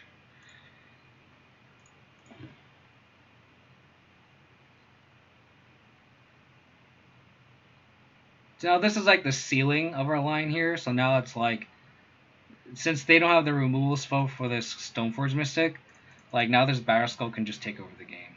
So now, sure. So now if we draw a land, ooh, Thoughtseize is a good draw too. So we drew the land because in the following turn we can flash in our equipment and bring in Batterskull. So this is kind of working out great for us. Double Death Shadow, Scourge. So I'm going to take the Scourge here because it's actually castable. I land and pass. Because now, like, they can't really, nice. Because it's like from here, it's like they can't, like for them to activate the to cast both shadows. I guess they could here, but then we just maybe I should have gotten sort of Feast and Famine. that turn. That was probably a misplay here.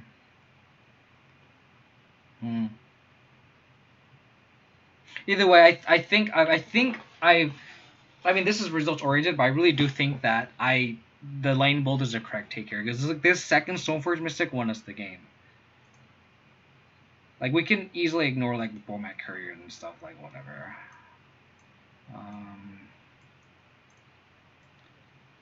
Explosive seems decent.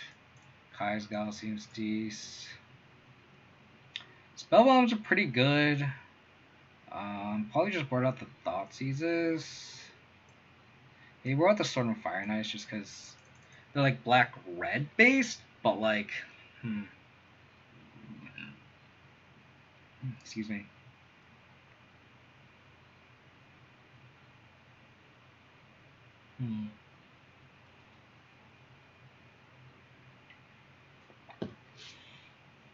They have like mono 1-drop, so this explosive is gonna be so good if we can hit him.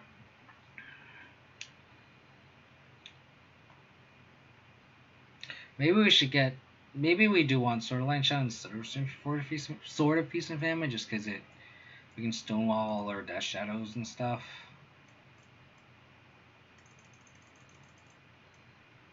And then all the little 1/1s we can just kind of ignore.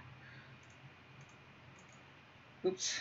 I do want the explosives. We need to make one cut.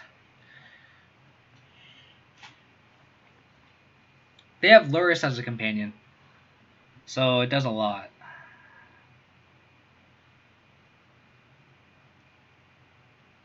They revealed Lurrus as a companion.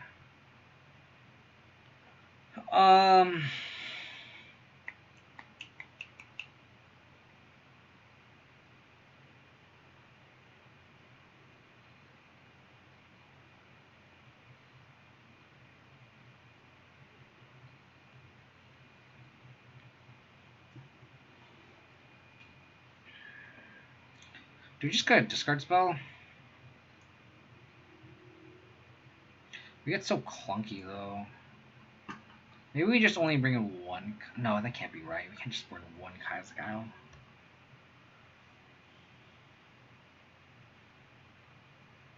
Maybe we just call Lurrus.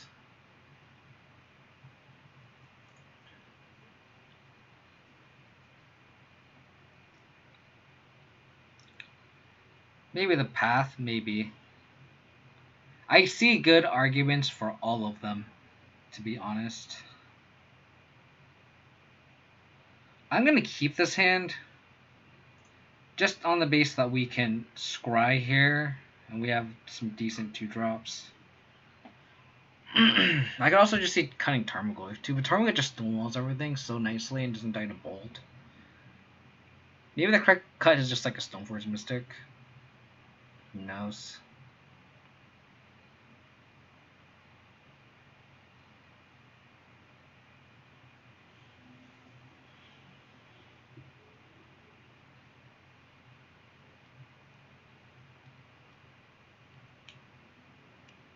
Wow. What is in their hand?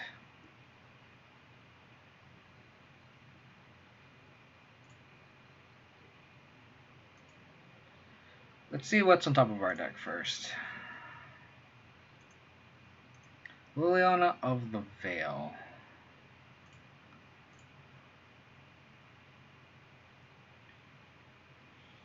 We can't cast Liliana of the Veil yet. But I think I'm going to keep it just because it's a nice haymaker. And we don't want to just shuffle away either. Path, Scourge. I guess we just take the Scourge.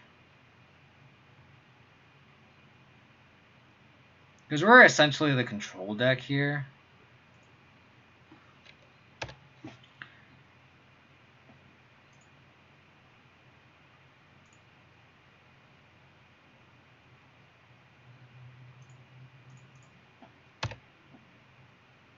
Nice, that's a great draw.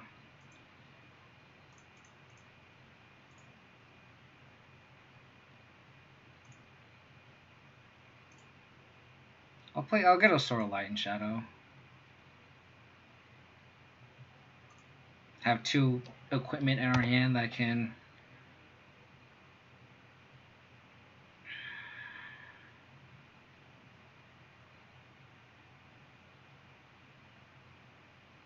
That gives protection from black. Just remember.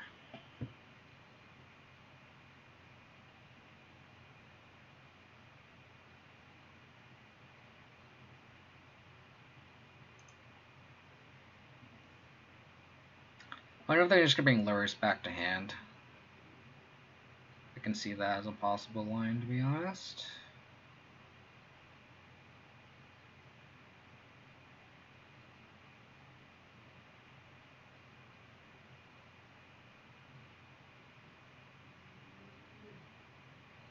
Yep, so they have Lurrus in hand.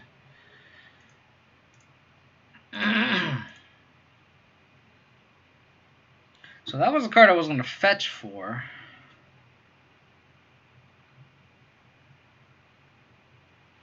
I guess we just lay on a plus here.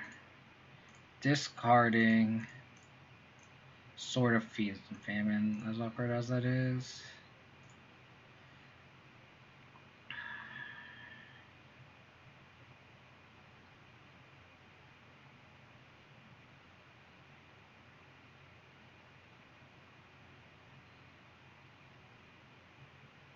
So we know 3 of the 4 cards. They have Lurrus, the black untapped land, and Path. So they drew sweet. So they pitched that card. Damn. They accumulated the card advantage here.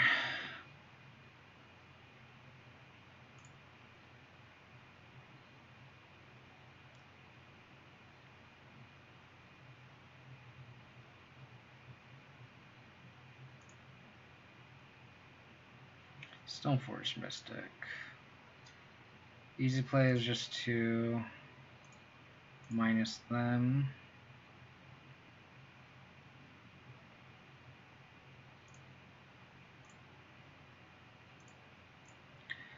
Cast our own Stoneforge Mystic again. Get a Batterskull.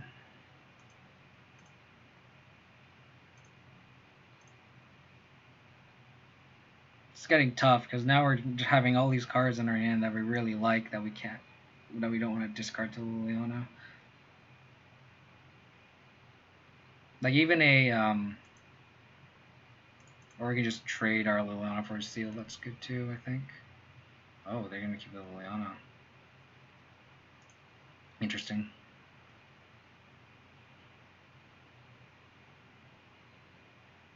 Scourge. Okay.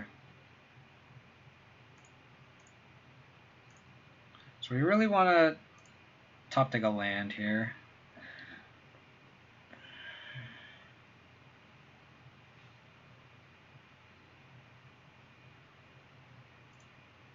I think I'm gonna fetch.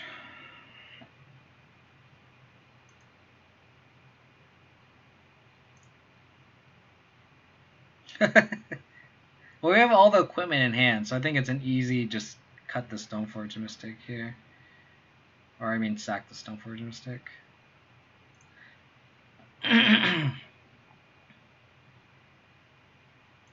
Discard this. Then we'll cast this. Exile that.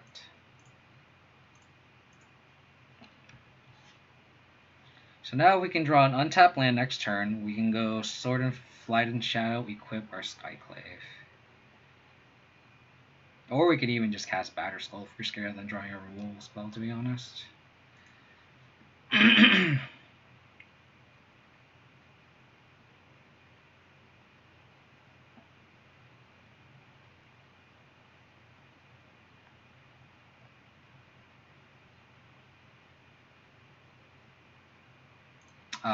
Ooh.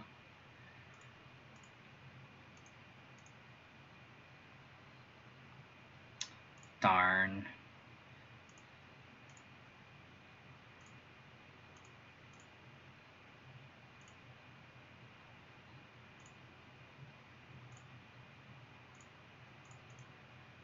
Got the Sword of Light and Shadow.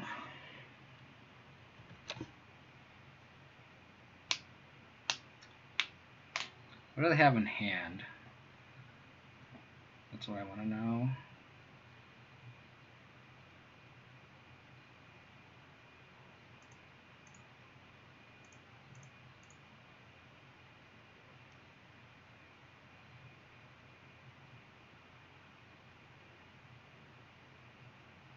Kind of want to just cast his Batter Skull, to be honest.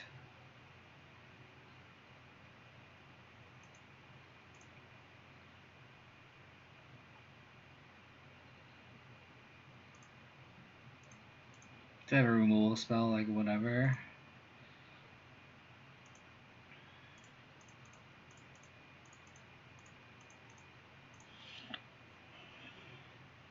Because in that way, next turn we can equip the sword, and then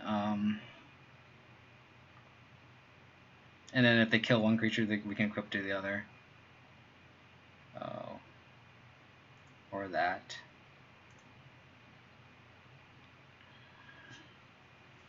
Boarding and Wear Tear is interesting.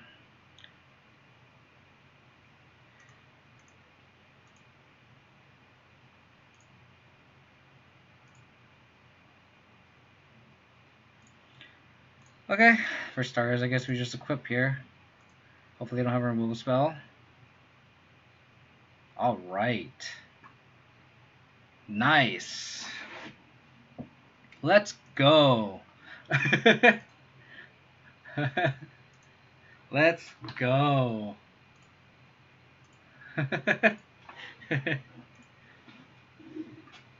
This is good. This is a good card. Alright,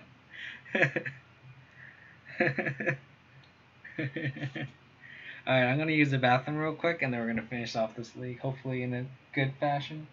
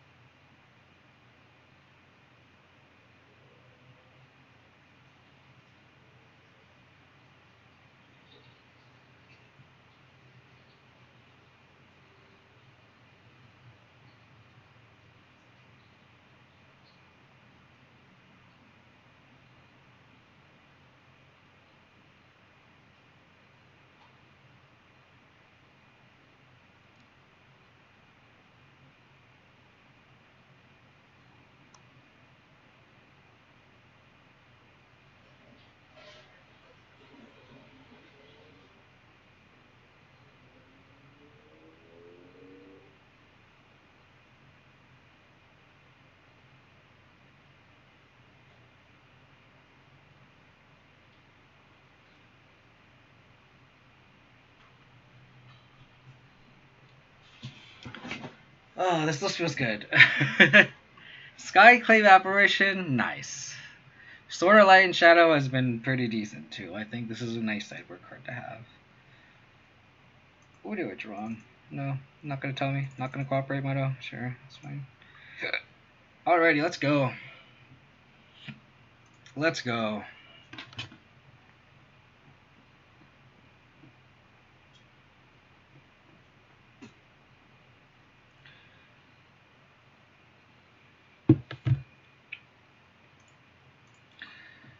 Show off the list again.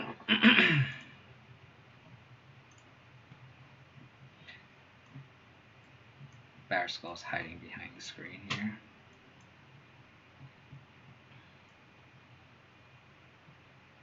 I'm a little unsure about the Lithiform Blights, to be honest, just because it doesn't do anything against Aimlet, which again, I think that's why we have the Damping Spears. It's really for Tron, and like Tron hasn't really been that relevant. I think the main thing is I kind of want something against like those stupid Uro piles. Just because they're just so good. We haven't played against online. Maybe it's just like not that big of a measure because of how expensive this stupid deck is. So it's like maybe it's just like forcing a lot of people not to be able to actually play that deck. Which is kind of funny that money is the biggest deterrent for that deck. Excuse me. Because I think like money tribal is like literally like a grand and a half or something like that. which is absolutely absurd. Deck, why do you have to do this to me right now? I guess.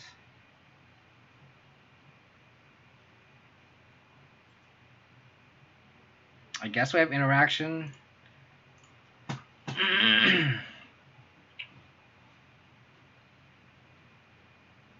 I think here, what we're gonna do is we're going to bauble ourselves and not cast this discard spell on turn 1. Oh, we have Skyclave Apparition, which we don't want. So we're gonna fetch a Triome here. Make sure our mana is perfect. We don't want to get a Godless Shrine and not be able to cast this trophy. We want to not get an Overgrown Tomb and not be able to cast our white spells, so we're more white based. Dolly, what are you doing, dude? Okay. Not bad. I would like a black source, though. Uh-oh. Copperline Gorge. What is this? Oh, we're against Dredge. Okay.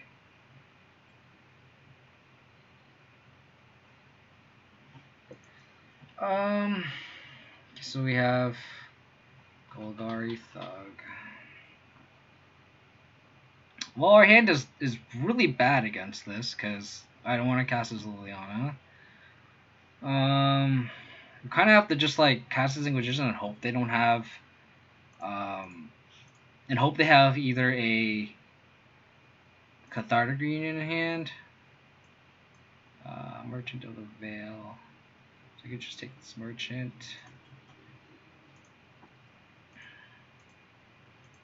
Where's our main deck Spellbomb? Where's our main deck Spellbomb? They're probably gonna get Loam from the graveyard. Yep.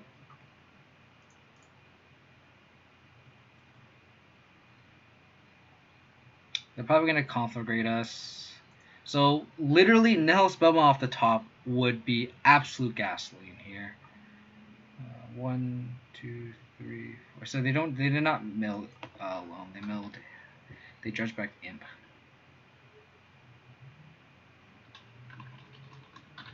Come on, Spellbomb. Off the top. You know what to do. Conflagrate me. Yep. It's fine. Spellbomb off the top. Spellbomb. Darn. We're not absolutely dead yet, but now that you can start dredging Stinkwood Imp now. Do they run basic amount? I don't know.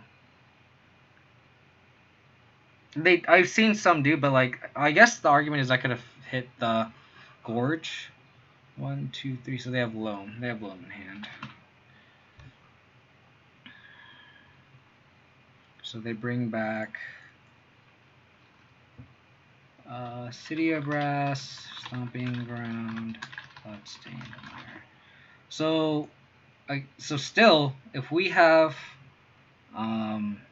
Spell off the top, we can win this match pretty easily. We have 2 Spell Bombs in the deck. Come on, main deck Spell Bomb. Main deck Spell Bomb. Main deck Spell Bomb.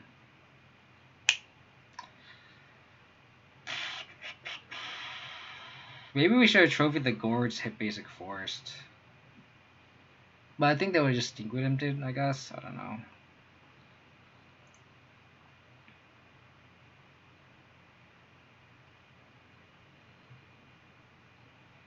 I think we just little down on them. Damn, that main deck spawn would have been so clutch for us if we can just draw it. I think we still have maybe one more turn.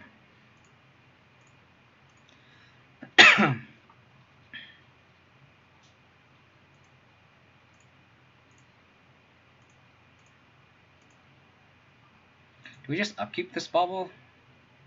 I mean, they're gonna dredge it anyway. Let's just see. Let's see what they do. They could natural draw and be dumb.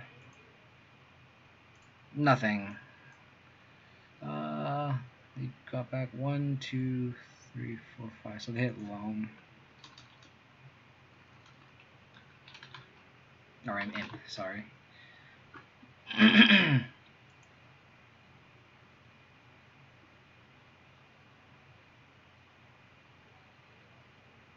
City Press. So we're going to trophy this imp. Let's see what their draw is here. Goal. Come on, Spellbomb. One time. One time, deck. Damn it. Damn it, damn it, damn it.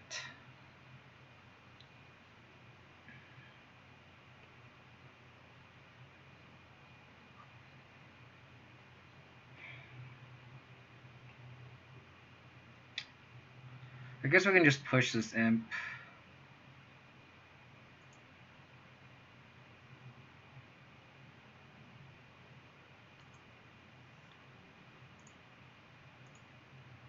I'm gonna do this like this. Push this.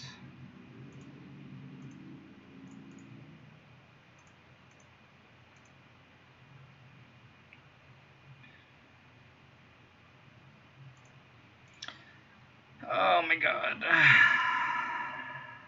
We shoot 3 baubles, but none of our spell bombs. That's so funny. Thoughtseize. That does nothing. Imp. Oh, they milled the ox. Damn it.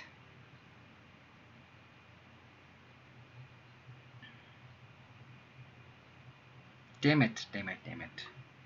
If the next card is a spellbomb, I'm gonna be so sad.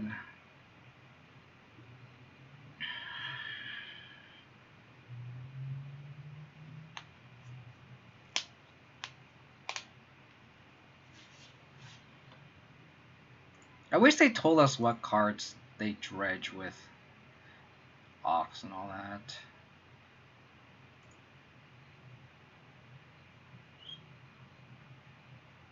They hit the chills.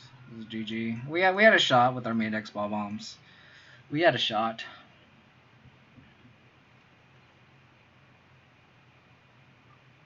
I'm gonna yield until end of turn. Next end step.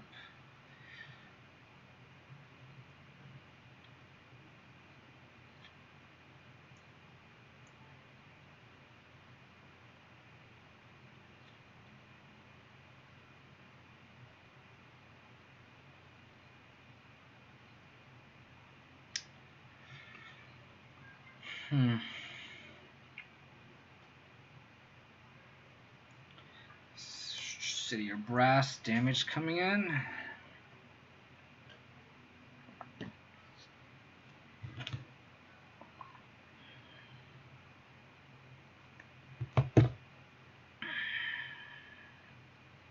They have another ox. Please just mill yourself. Just please deck yourself.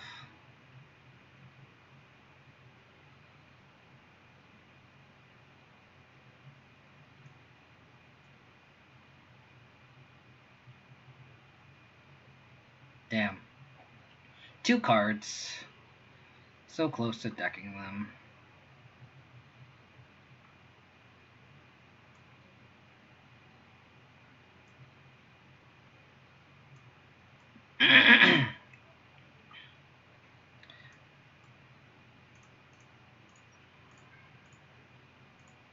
Knowing well, like the spellbomb is on top of the deck.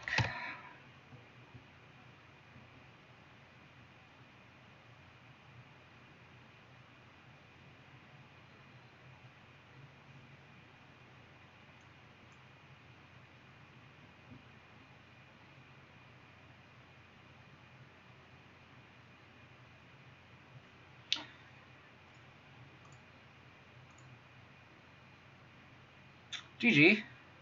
On to game 2.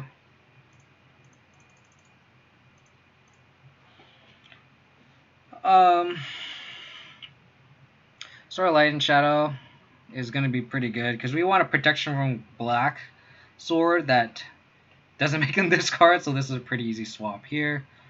Kai's Guile is going to be decent. Ashok obviously is going to be very decent. Discard the Lilianas here.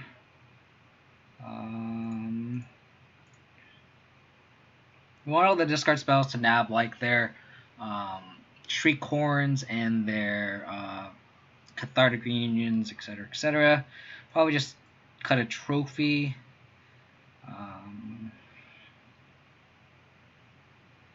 Yeah, let's go. Good old Dredge.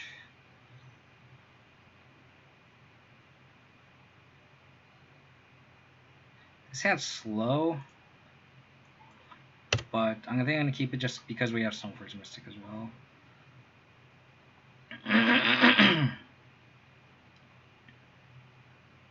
Because we can go turn 2 Stoneforge Mystic, turn 3 Ashiok. Our opponent's mulling to 4.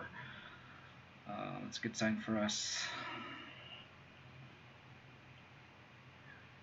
Obviously. I mean, the deck obviously can win on a mull of 4. But we'll see how it goes. Depends on if they have a Shriek Horn or not. They do not.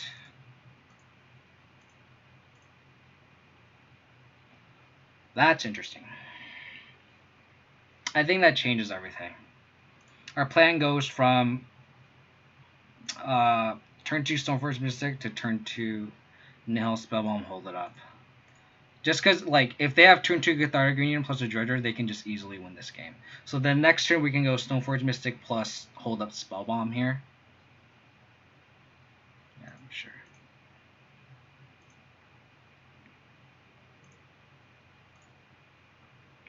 Sort of Light and Shadow. Sure. Play Stoneforge Mystic. Fetch Batterskull.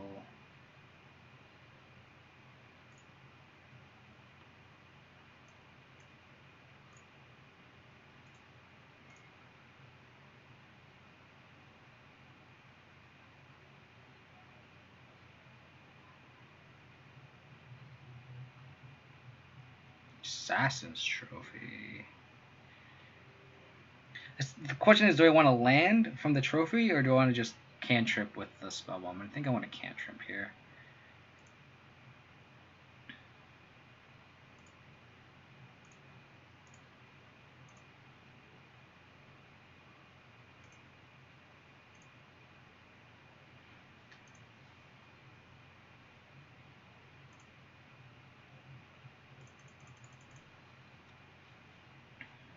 All we can do is this Ashiok does something next turn. That's all I can hope for. If they reunion and just like... So this Loam has to brick. Conflagrate. I would say that's a brick. So they milled. I don't even know what they milled. It's just what's annoying. Loam. 1, 2, 3, 4, 5. Imp. 1, 2, 3. So they milled Loam, Imp, and then another card.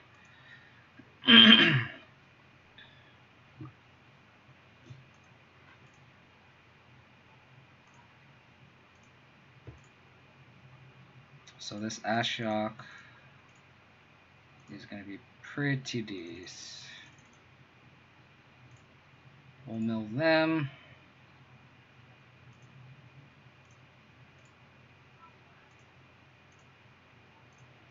Play this. Pass the turn. So they need to draw Cathartic Reunion here. Nice. Crack your fetch. Can't search, buddy. Can't search. Cannot search.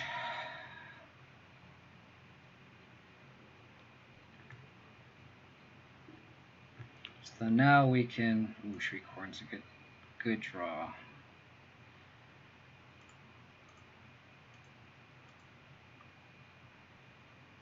Oh, Kyle's Guile.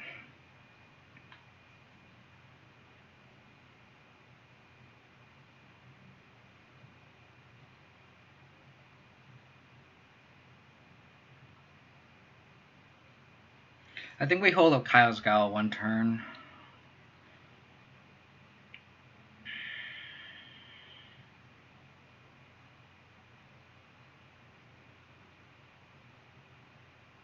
I could also just be on the mill playing with Ashiok. Let's just do that.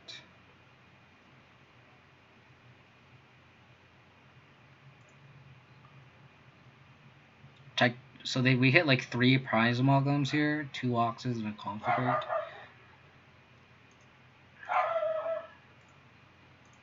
And then if they hit nothing retreat card, we can just flash in this power skull. I think leaving up the Kaya's Gauss is gonna be really clutch here.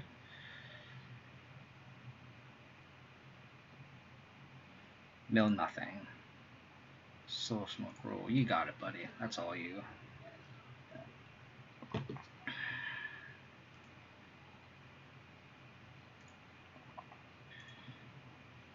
Mill the Cathartic Union. Sweet.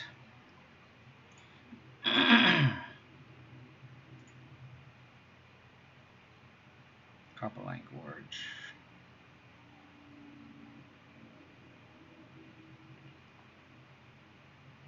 Stinkweed Imp.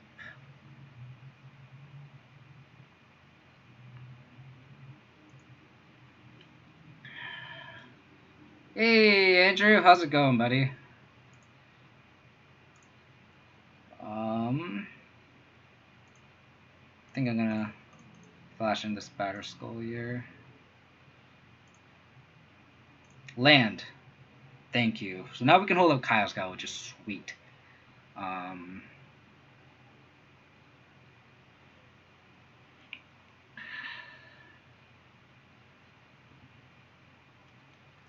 I think I'm still going to play a little bit more conservative here.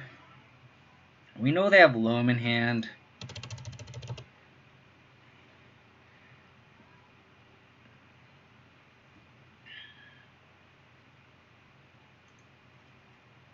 I think I'm going to mill them with Ashiok. Excuse me.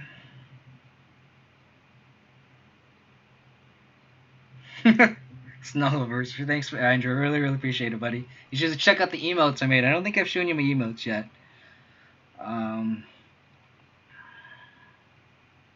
Everyone else took my green-white Stoneblade to 4-1. Almost got a 4-3. That green-white Stoneblade deck, do you have a link to it? I'll check it out after the match, because I'm going to focus on Dredge. But if you can send the link after this match is done, the last call, I want to take a look at it. Send it after the match, this match, though. Matchups were Humans, Amulet, Black-Red Prowess, and Green-White Titan. I think I'm going to pass the turn, hold up Stoneforge Mystic, and Kaya's Guile. I'm not going to attack with this Bladder Skull yet because I don't want them to be able to get a trigger or get the Imp in the graveyard.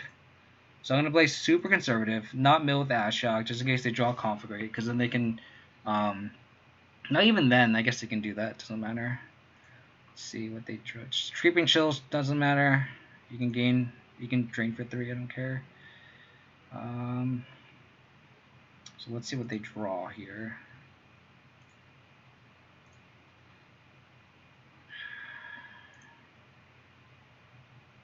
They're probably going to attack this Ashiok, probably. Trying to get it down. Just fine.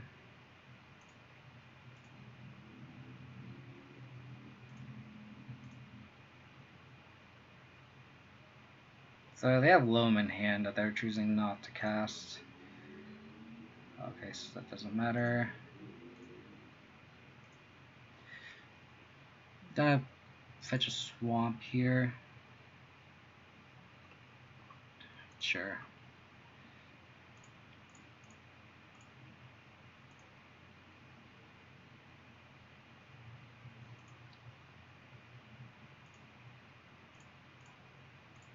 Equip.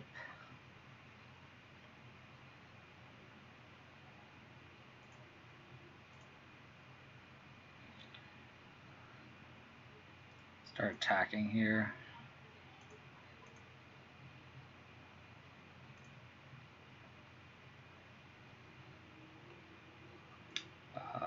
No targets.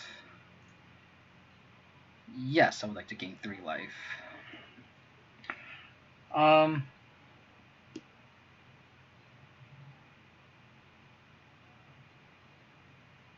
Here I'm probably just gonna...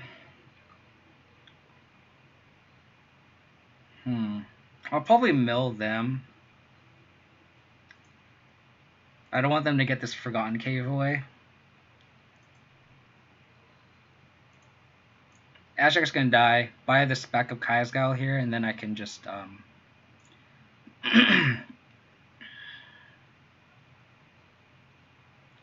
we'll see what they attack here.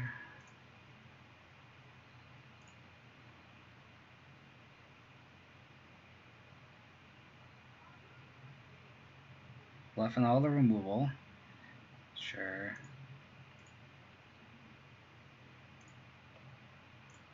They also just have to deal with the 6/6 protection from black creature too.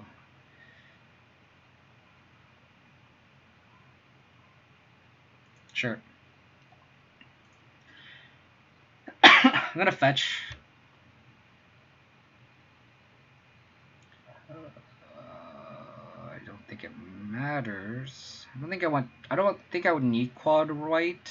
I don't think it matters what it fetch here actually.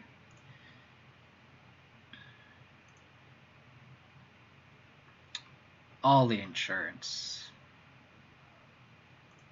All the insurance.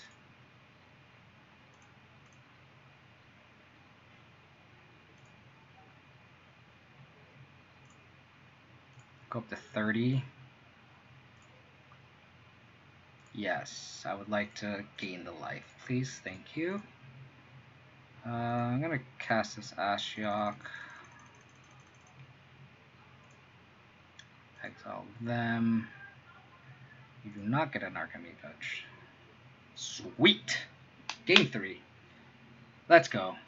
Alrighty. Did they reveal anything in the graveyard that is, or exiled, that is relevant?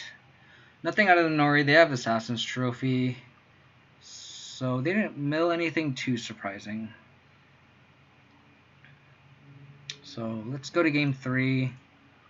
Hopefully we can draw all of our hate. Let's do this.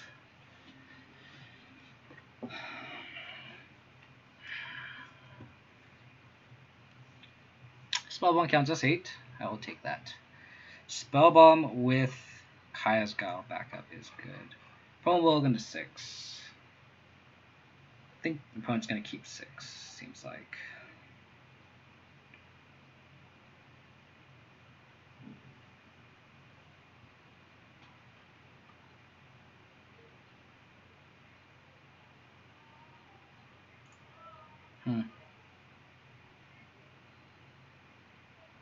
Tapped.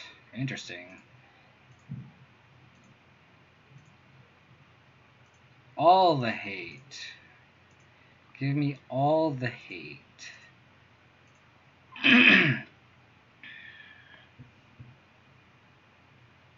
Yep, they definitely kept hate. Which is fine.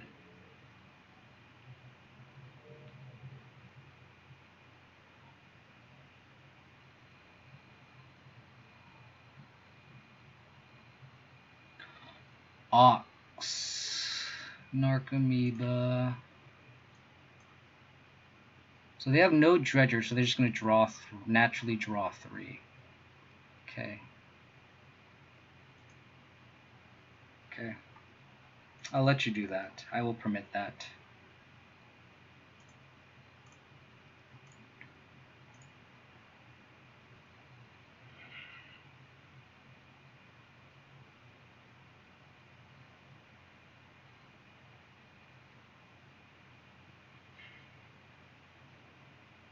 I think I'm going to wait a turn on this Tarmogoyf.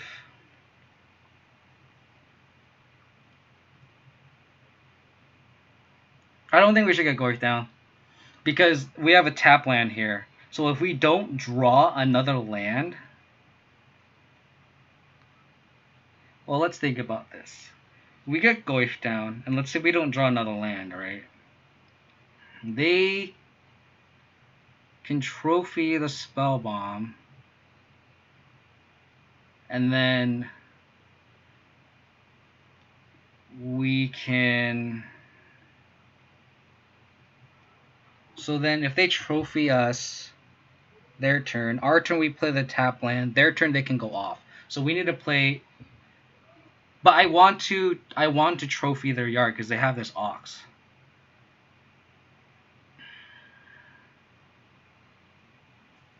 Let me think about this again. Let me double check this. So if we play land, they trophy the Spellbomb. We don't get to, they can go off. That's true, if they trophy us, but then if they grudge us, we are screwed. Yeah, but if they have Ancient Grudge, we're screwed. I don't know why they have Trophy, but if they have Ancient Grudge, we're screwed. So I'm gonna take the more conservative line. If they don't trophy the Spellbomb, then we can play Tarmogoyf and hold that Spellbomb, and that just gives us the most versatility in our line next turn. I think playing this tap line is the way to go. Because if anything, next turn we can go Ashiok and shut off their fetch lands too.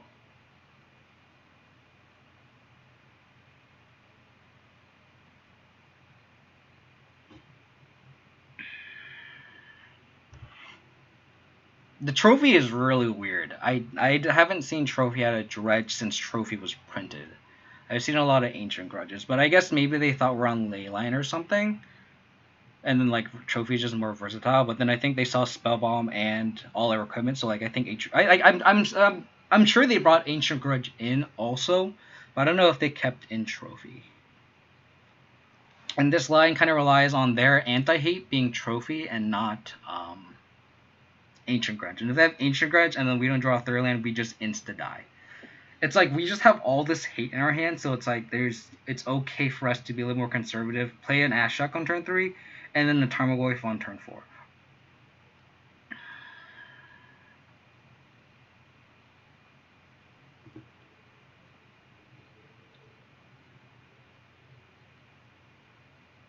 Our opponent is still on upkeep.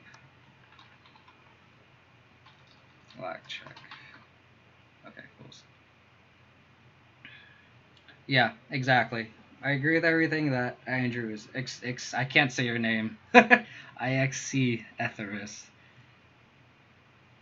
Yeah, I think it's one of those things where like we are just so ahead in terms of just what's in our hand, not in sense of our board presence, but just in terms of stopping our opponent, that taking the tap land line, it just ensures everything.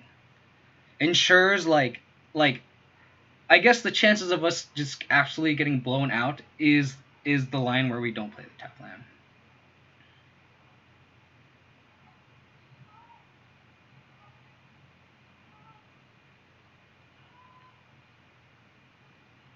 Sure.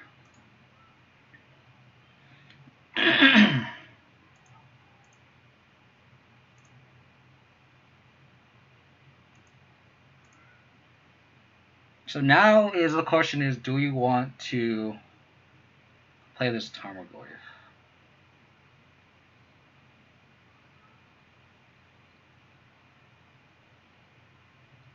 I think the answer is yes, because then now we can just start recurring spell bombs with Lurrus if we draw another land.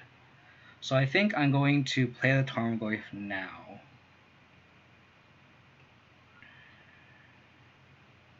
I can also just hold up Spellbomb here, but that doesn't make sense. I could also just get down Ashiok too. Maybe Ashiok's just better, just in case they kind of go off.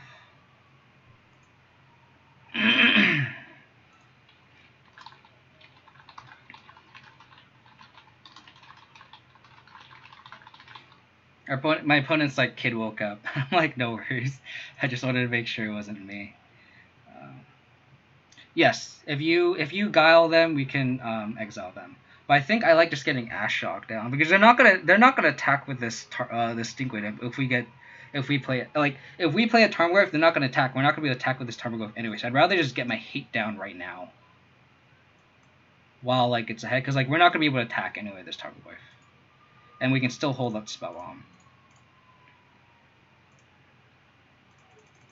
And I just want to ensure that I can get rid of that Ox too. And we milled a Conflagrate. I think they only run one, so that's pretty clutch.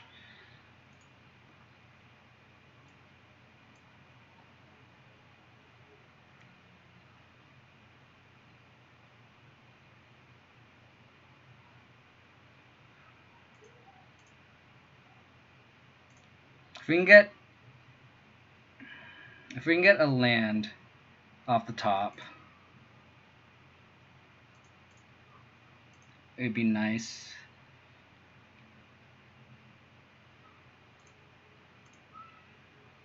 Inquisition of Kozilek. So now I think we play the Tarmogoyf here.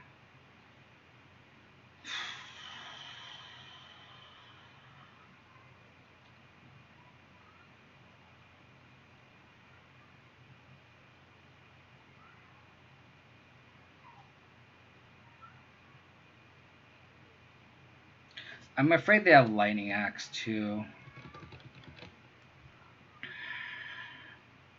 Kind of want to Inquisition them, to be honest.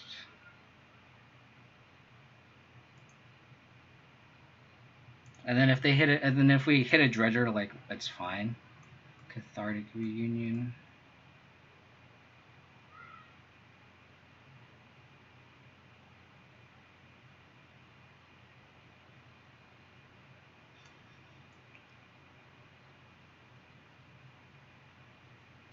Yeah, their hand is absolute garbage. So we take the Reunion. They can't cast Ox either. So let's just get the Goyf down. They can't even hardcast Ox because this doesn't. They can't fetch with this with the Ashiok. So they're ooh, basic mountain's a good draw actually.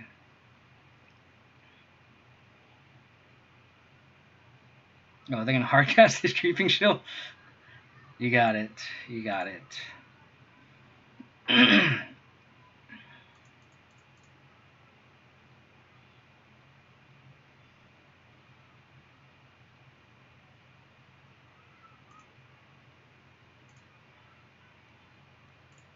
Okay.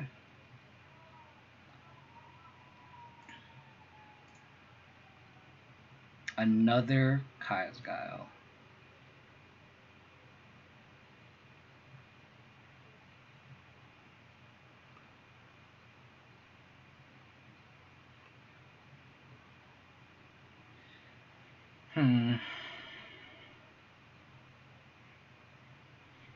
Yeah, I think I like Sack Exile too.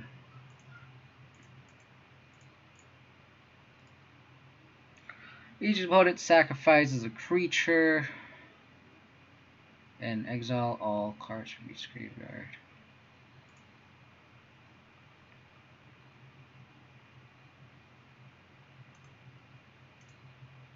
So if they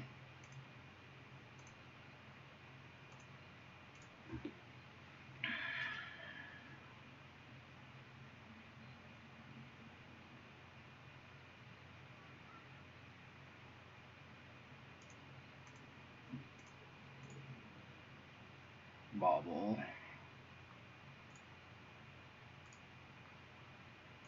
What's on top of your deck? Lightning Axe.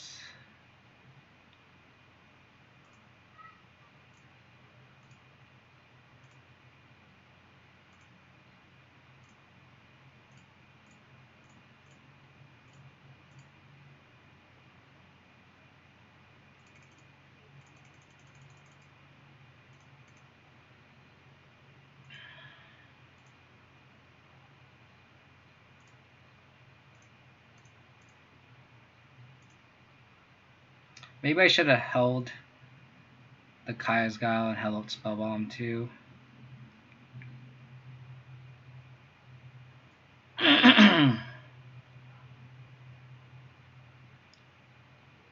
Wow, they pitched Prize Amalgam. That's pretty bad. They're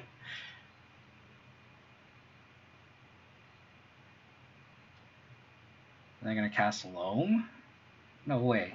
No way they can cast Loam.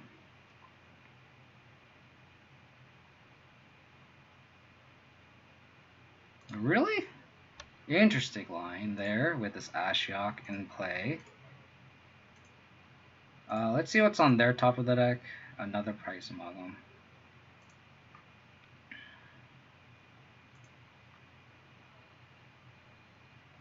Okay.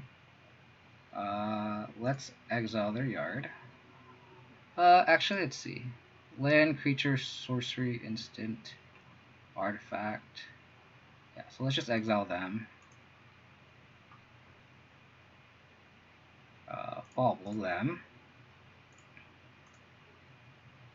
Thoughtseize. Okay.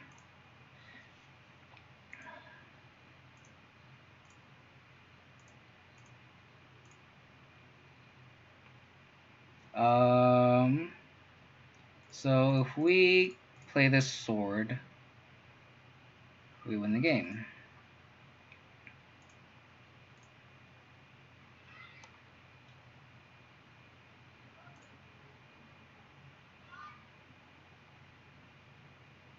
You can Thoughtseize me. I'm going to minus my Ashiok, equip a sword onto my Tarmogoyf, and deal 8 damage to my opponent.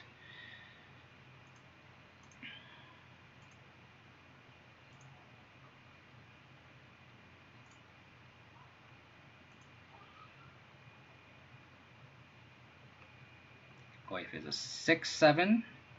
With the sword, it's going to be an 8/9.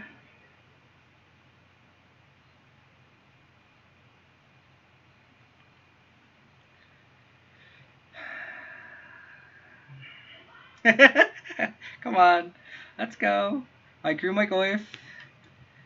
You have an Ox and a Thoughtseize in hand. Can't do anything. This ain't no 2017 Abzan. What are you talking about, man? What are you talking about?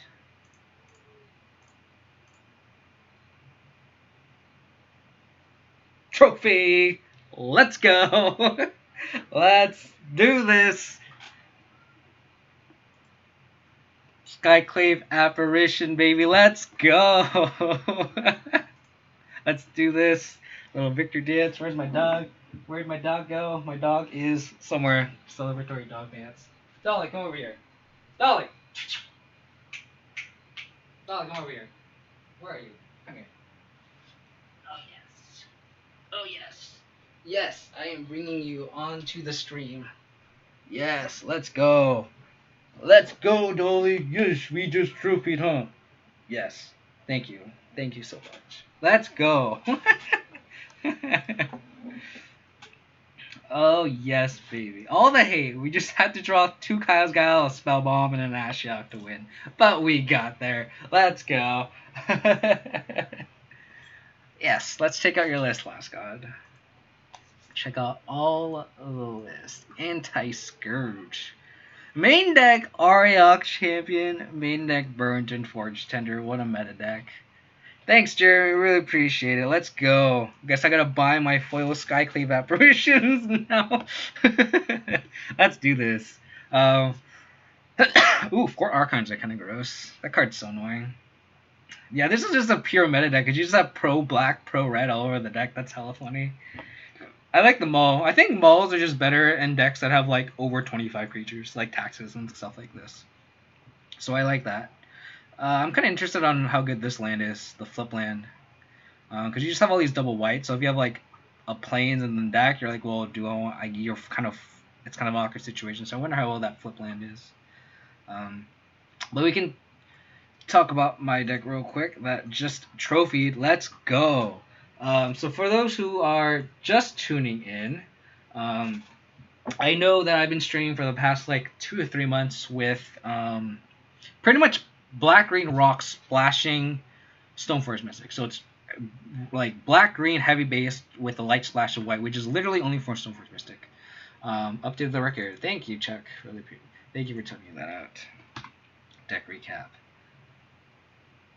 That makes sense. That's a good analysis of it. It's just like, I just feel like if you're stuck on 2 lands and you have like basic plains and then like the back card, it's like, I guess you do green, I guess, but just I think I just prefer. I think I just would rather have a second Temple Garden, or a third Temple Garden, but maybe that's just me, or another fetch, to be honest.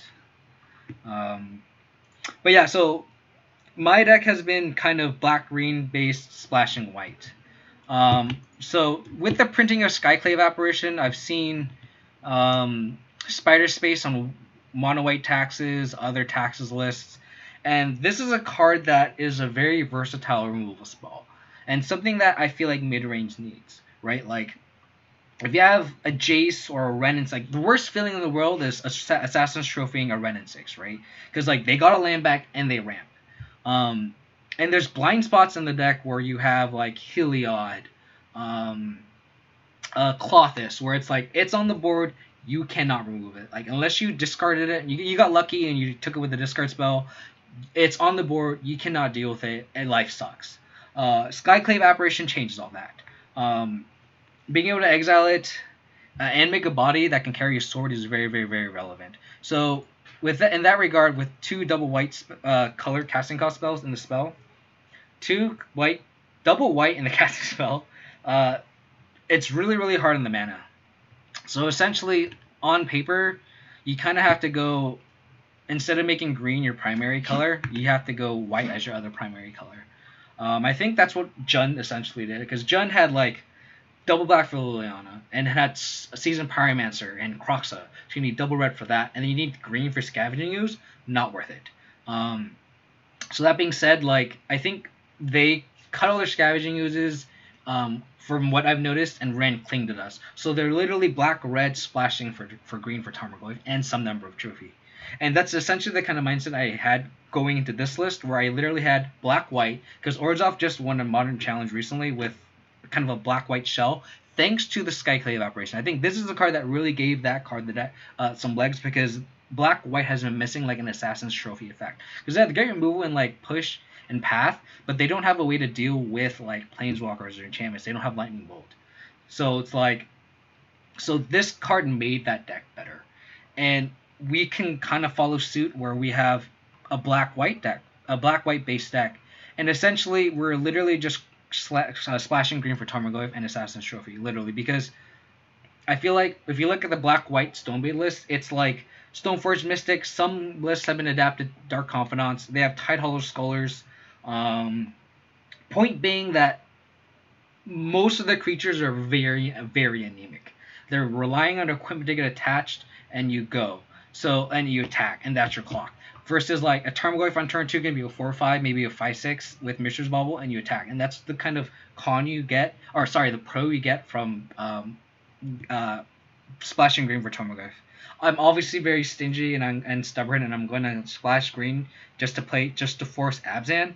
So this is the deal. Did I 5-0? I just 5-0. I just finished the last match of the league, literally like 5 minutes ago.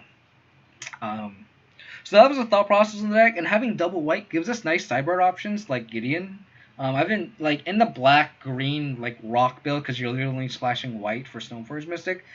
There isn't really any like grindy Planeswalker in those colors. Like you have like Vraska, which is kind of okay. The one where it's a abrupt decay minus, and plus you can sack a permanent and you draw a card and you gain 1 life. That card's like okay. It like the card advantage is not really advantage. You're kind of improving card quality. You're sacrificing a land if you're flooding. You can sacrifice a Spellbomb, but like, and then like pay black. But like it's not like a thing where it just generates actual literal card advantage. Gideon is just they call it like a bear factor. You just make constant 2/2s, and that's why I like this Gideon, and just like there's no other Planeswalker in our colors that is such much value compared to Gideon. So I'm excited to keep this. I didn't really play any fair decks that would board it in. My last league I played yesterday, that wasn't this list. It was my old kind of green-black splashing Stoneforge Mystic list. I think the whole league was like fair, so like 2 Gideons would be great there. But that being said, I'm still excited to try this out. I think this list is still kind of pending, but obviously I just trophied with it, so it's like, I obviously don't want to change anything. And the 2 Kai'Sgao were clutch. The Spellbomb mains were okay. The Sword of Lightning Shadow have been very, very impressive. I think this is a great addition to the sideboard. Dabbing Spirit did work against Amulet, so we'll see. So yeah, while they're so upset I missed it's okay. I've been playing Bang with 4 Sky Bant. Oh, nice. So I'm assuming Skyclave Apparition has been very, very good for you too, because it's very, very good. It was very, very good this league. It exiled a Karn. It exiled a the Scourge, and then So it's like a removal spell that killed our opponent. Because in our black-red match, we exiled Scourge and cracked back. And that was our win condition. Instead of just having like another Path or a Maelstrom Pulse, or even just a Liliana, like a fourth Liliana instead. Like, the fact that this guy can attack is just so huge. And that's what like a mid-range deck needs. It's just like this kind of versatility. That being said, I think it's just the number. Like, I only have 2 because I only have room for 2. But is 3 the correct number? Should I go down to a Stoneforge Mystic and one of the equipments and have a Skyclave Apparition, a third Skyclave Apparition, and then maybe look another path? I don't know. Like, is it worth having 4? Maybe, I don't know. This is something that's kind of unexplored territory, right? But I will post the league onto YouTube. It's if you are following me on Twitter or YouTube or on Twitch. I guess you can't find my YouTube link on Twitch. If you follow me on YouTube or you follow me on my YouTube channel, you'll get the update for this fresh league. The value is so good, and the meta has so many. Exactly, like exiling like a Death Shadow or a Scourge is like, you take a 6/6 and then even if they end up killing it, they get a 2/2. It's like, okay, that's kind of like, I'll accept that just because of you're not essentially like 2 for winning them, but it's like it's kind of an even trade there where you're trading a Skyclave Apparition, you eat their removal spell and they get a 1, so it's like it's fine, but it's like you can handle a 2/2, you can't handle an 8/8 or a 10/10. Maybe you're right. Maybe I do need to swap this Lurrus. Maybe that's an easy swap there. Just go 3 Skyclave, 2 Lurrus. Yeah, exactly. The last god, you bring up a very good point where they don't get the thing back. That's so clutch. Because it's kind of like Thought-Knot Seer, where like you get Thought-Knot Seared and they take a Liliana. Like, even if you kill it, you just get a fresh card. And it's like, and if you compare like Kitesail Freebirder, where if you kill a Kitesail Freebirder, you get your valuable Sweeper, Liliana, whatever back, right? If you kill a Thought-Knot Seer, you get a card, but that's kind of annoying. But like a Skyclave Apparition, you just get a 1/1 or a 2/2 body, depending on what you exile. But it's like, that's fine, right? Like, you'll take that because they're not getting back that Scourge, that 6/6 big threat, or a Jace or a Ren 6, right? So it's crazy. I've had a lot of prison matches where they bridge me and I apparition and they can't do anything with me, but that bridge is exactly. And it's one of those things where like even against a card like Ensnaring Bridge, right? Like, gives you just more outs to it that doesn't ramp them. So like 2 trophy is like, all right, like early, especially early on, like by example of like Ren and 6. Like, you see Ren and 6, you have to trophy it because you can't give them any more advantage. But then that sucks because you're ramping them, and they gotta land back with their plus. But Skyclave Apparition just kills it, and if Jund bolts it, it's like they get a 2/2, which is not nothing, but it's better than giving them land and ramping them and losing out in tempo, right? Late game, I can see like exiling something with Ryan seconds and then they kill it and they get a 2/2 late game and like a Church War. That's kind of annoying. But that being said, that's kind of like what you get with this card, where it's like a downside of trophies, you ramp them. The downside of this card is if they kill it, they get a body, which is fine, right? Like, you're taking the good with the bad, and so far the pros have been outweighing the cons. So yeah, yay, let's go. Something I haven't touched is Waste on String with Apparition. Ooh, does that still work though? If you process the exile card, do they get anything? I don't know. Let me see. So, exile. So it gets it. These are the exiled cards. Owner creates. So, I don't know.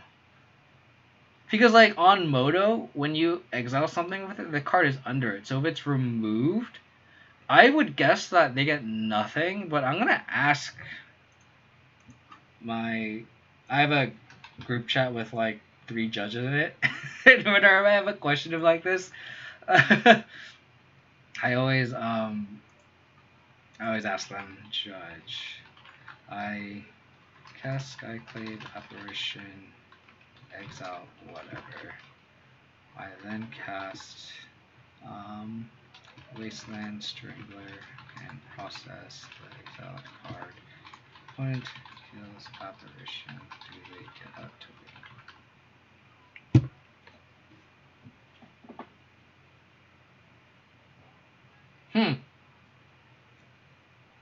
Well, there you go. more reason to play like a black-white list, right? With Path and Skyclave, and you can even run like Relic Progenitus main with like Black-Red Shadow doing really really well on the Uro. Like Relic of Progenitus is a main deck with the card. Hello, Nihil Spellbomb, right? I'm main decking two. Obviously I have Lurrus, so like it makes it worth it. But like you just having a main deck Yard Hate and then being able to process with Wasteland Strangers, pretty sweet. Kaya's. I've been thinking of Kaya. I actually really really like Kaya. I have a soft spot for her. Um, because one of the local events I had was like a 2K. I've Kaya balled a lot of people to a top 12, top 9. Like not top 8, but like barely missed it on breakers with Kaya. Just Kaya balling people. Like I would be against Dredge and I would spellbomb our opponent and then just Kaya ball him for like 20, and it's like absurd. It gets up to the ultimate very very very fast. I think Kaya might actually be really really good if that black red shadow deck ends up being very very very popular, which it kind of is. Like we played against it. That being said, it doesn't exile Scourge, which is kind of annoying. But exiling Death Shadow and Swiftspear and still having 2 loyalty left to exile 2 more is definitely worth looking at. I mean, I can see maybe Kaya over a Gideon, just because it exile Uro 2 and then like it gives you reach against like those Field of the Dead decks, right? So my friend is not replying to the chat, but being able to gain life can shrink Scourge or some even kill it. Yeah, that's true. That's fair. I'm sure there's a lot of relevant situations where that becomes a thing. But yeah, no, this is great. This list obviously felt fantastic. So my friend is typing, so we'll see what the judge ruling is. But that being said, I'm gonna browse see if there's someone that I want to send a raid to. Unless someone has some recommendations on who to raid. I like to raid like smaller streamers who don't have that many viewers. I'm a smaller streamer myself, so getting raids feels really good. I get a bunch of raids from like some of the popular streamers too. So just trying to spread the love. Stickball Russ, if we can take his Stickball Russ is he's on Unearth Mill. The Gatherer rulings for the answer to that question, but the answer is no, they don't get a token. So nope, they don't get a token. So Wasteland Strangler would be a good would be a good combo there. Thanks again, Jerry. Again, thanks again for tuning in. I really really appreciate everyone for hanging out. I think I'm gonna shoot from Monday for my next stream, just because I know I'm gonna be working from home. So I'm gonna probably stream the same list. So if you guys want more of this content, I'll try again for Tuesday. Follow me on Twitter for more up-to-dates on that. But since Stickball Russ was the first suggestion, let's raid this gentleman on Mill. Other than that, if you guys want to support the content, you guys can follow me on Twitch. You guys can follow me on Twitter, twitter.com/KODiamonds22, and follow me on YouTube. It's youtube.com/KODiamonds. Support the Brown. Who are the Browns playing tomorrow? Let's see. Who are the Browns? NFL schedule. The Cowboys? Yeah, fuck the Cowboys. Yeah, I'm going to root for them. The Browns, let's go. I have Jarvis Landry on my fantasy team, but I'm not starting him. Because I have Tyler Ross instead, but we'll see how that goes. Other than that, thank you everyone for tuning in. Hope you guys can follow me on Twitter, Twitch, and YouTube. And hope to see you guys Monday. Thank you everyone for tuning in. Take it easy, and I will talk to you guys next time. Bye.